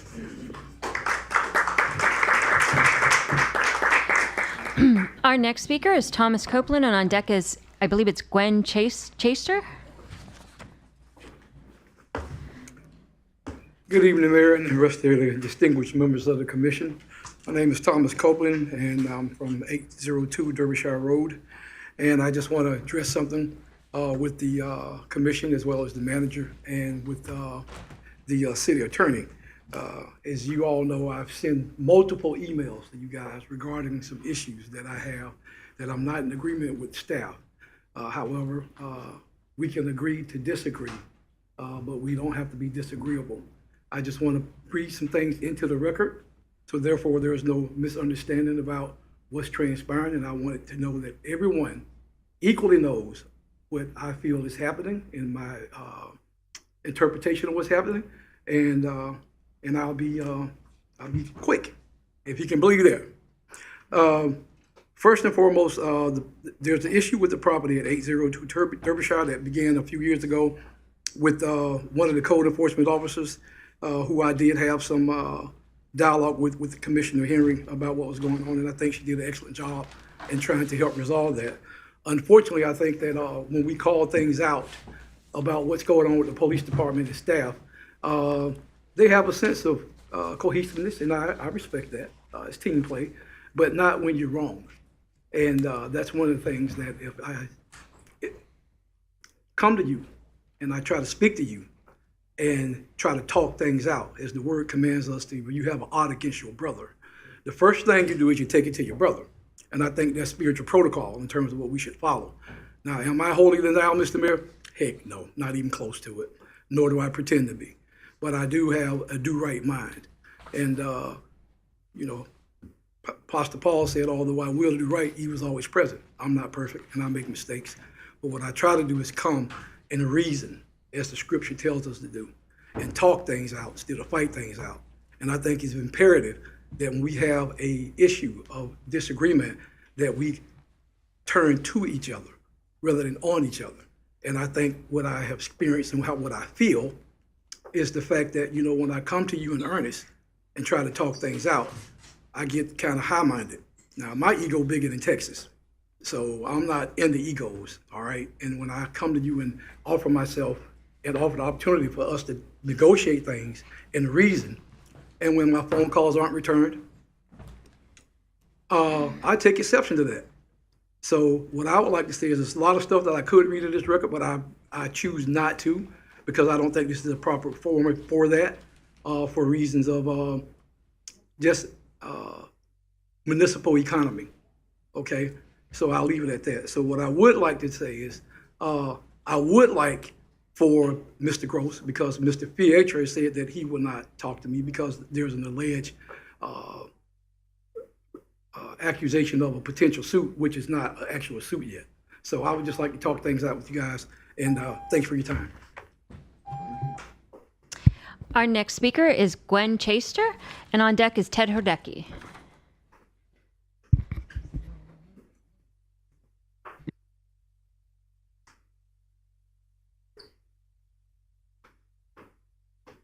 Good afternoon to everyone on the roster in their respectable places. I'm here on the behalf of St. Peter's Rock Missionary Baptist Church, is also Mount Pisgah Church in Pearson, Florida. I have the outreach ministry at both churches. And what we're doing right now is we're asking everyone to have a heart and consider the children. We have children that's living in low-income apartments. We have children that is living in shelters. We also have children that's living in the street from pillar to post. What we're doing is we're trying to get the children in school. We had the health department out Saturday to offer shots to any of the children that needed school shots. Reason being, because most of the parents are too busy or they don't even know where their parents are. They have a desire to want to get their education. We want to get these kids out of the streets and into the school system instead of the juvenile system. We're asking that you all have a heart to help us with computers and laptops and things of that nature to use at the church to tutor the children after school. And for those children that cannot go to school for whatever reason, we will be tutoring them at school. We're asking for help to get like after school lunches and stuff so they can eat something while they're tutoring. They can take something with them. We're also asking for help so that we can make sure that when these children get ready to go to school in the mornings, that they have something on their stomachs. The worst student you can have is a child that has nothing on their stomach. They can't focus, they can't learn, they can't do anything. We're asking that you help these children and encourage them to get their education. We have doctors, lawyers, attorneys, and all these things in our children. But if we're not investing in what's going to benefit them for their future, we have a lot of little criminals running around, not being funny or sarcastic. We have a lot of little criminals that's running around. They're going to be breaking into elderly's homes to get things that they shouldn't be doing. They're going to be breaking into stores. They're going to be breaking into banks. They're going to do whatever they have to do to survive because they don't have a chance to be children. What we want to do is make it where they have access to the things they need to learn with. We want to help them and encourage them to become something and somebody as they grow. If we don't do it like it says, it takes a village to raise a child. If all of us pitch in to do something for these children, it would be a whole lot better for them. They won't struggle like they're struggling. A lot of children say they don't go to school because they don't have haircuts. We have someone to come in Saturday to do haircuts for the children that want to go to school. We're asking for financial donations if you want to do book bags or whatever. Thank you, ma'am. Your time is expired. Okay. Thank you. Have a blessing. Well, I want to ask a question. Ma'am, is my mic on? You named two different churches and one is in a totally different city. Two different churches. We have two churches. Mm-hmm. But you know, there are about 3 book bag giveaways going on. Oh, you're supposed to stay back there. Yeah. Mm-hmm. There are about 3 different book bag giveaways going on right here in the city where these children, or you can go and get it. Well, I think children have to be present with the adults. There's a flyer right out there on the bulletin board of the city for one that's happening this weekend. Yes, ma'am. At the Cherry Center to give away book supplies. That's through Dr. Ronnie Mack and Mrs. Bostick. Yeah. So, you know, there are like three going on, and I'm like, do we really? I don't know. Well, we got enough children. I guess you don't have enough when you go to one, but take advantage of some of these things that are here that are being provided for them. Yes. Mm-hmm. We do a replenishing in January, but for right now, there are like 3 going on right now to help kids, and the one out there, they're giving haircuts and everything. Mm-hmm. So check that flyer out. It's right outside that door on that bulletin board by the elevator. Okay. All right.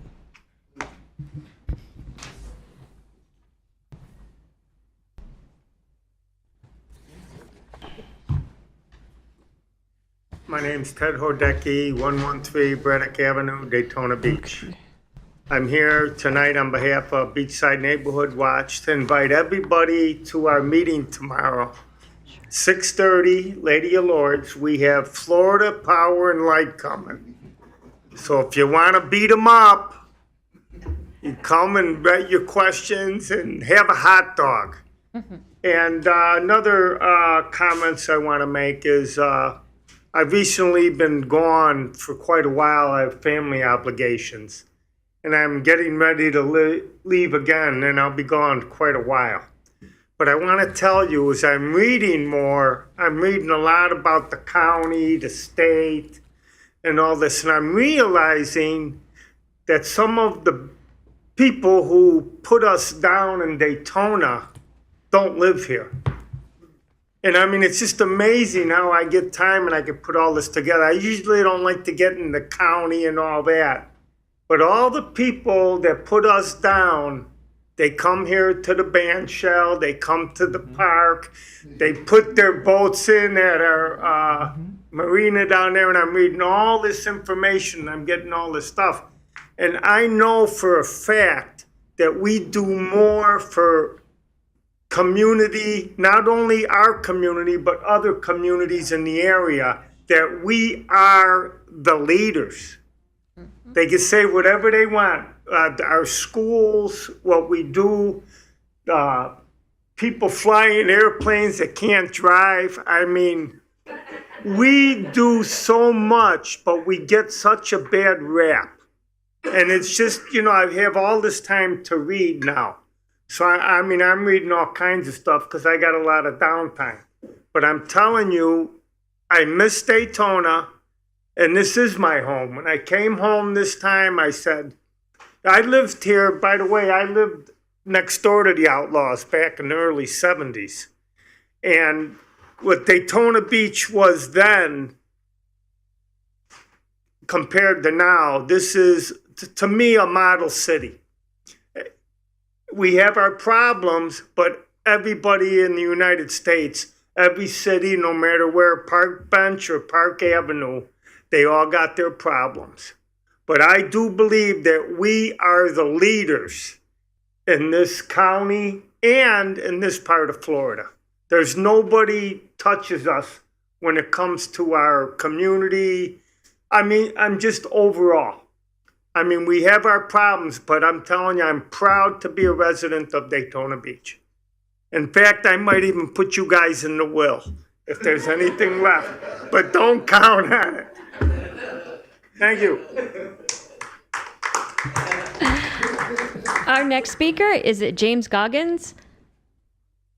He didn't. Okay. Then our final speaker tonight is James Schertz.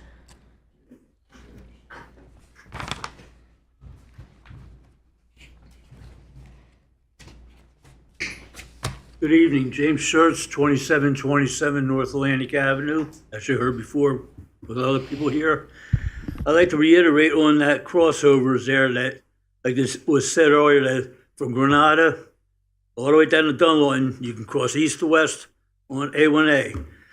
Right there at Bel Air, north and south of the whole Bel Air section there, excuse me, they eliminated the crossover. Now, they say they do that in the name of safety. If you drive it like I do every day, you'll find that the conditions out there are not safer by any means.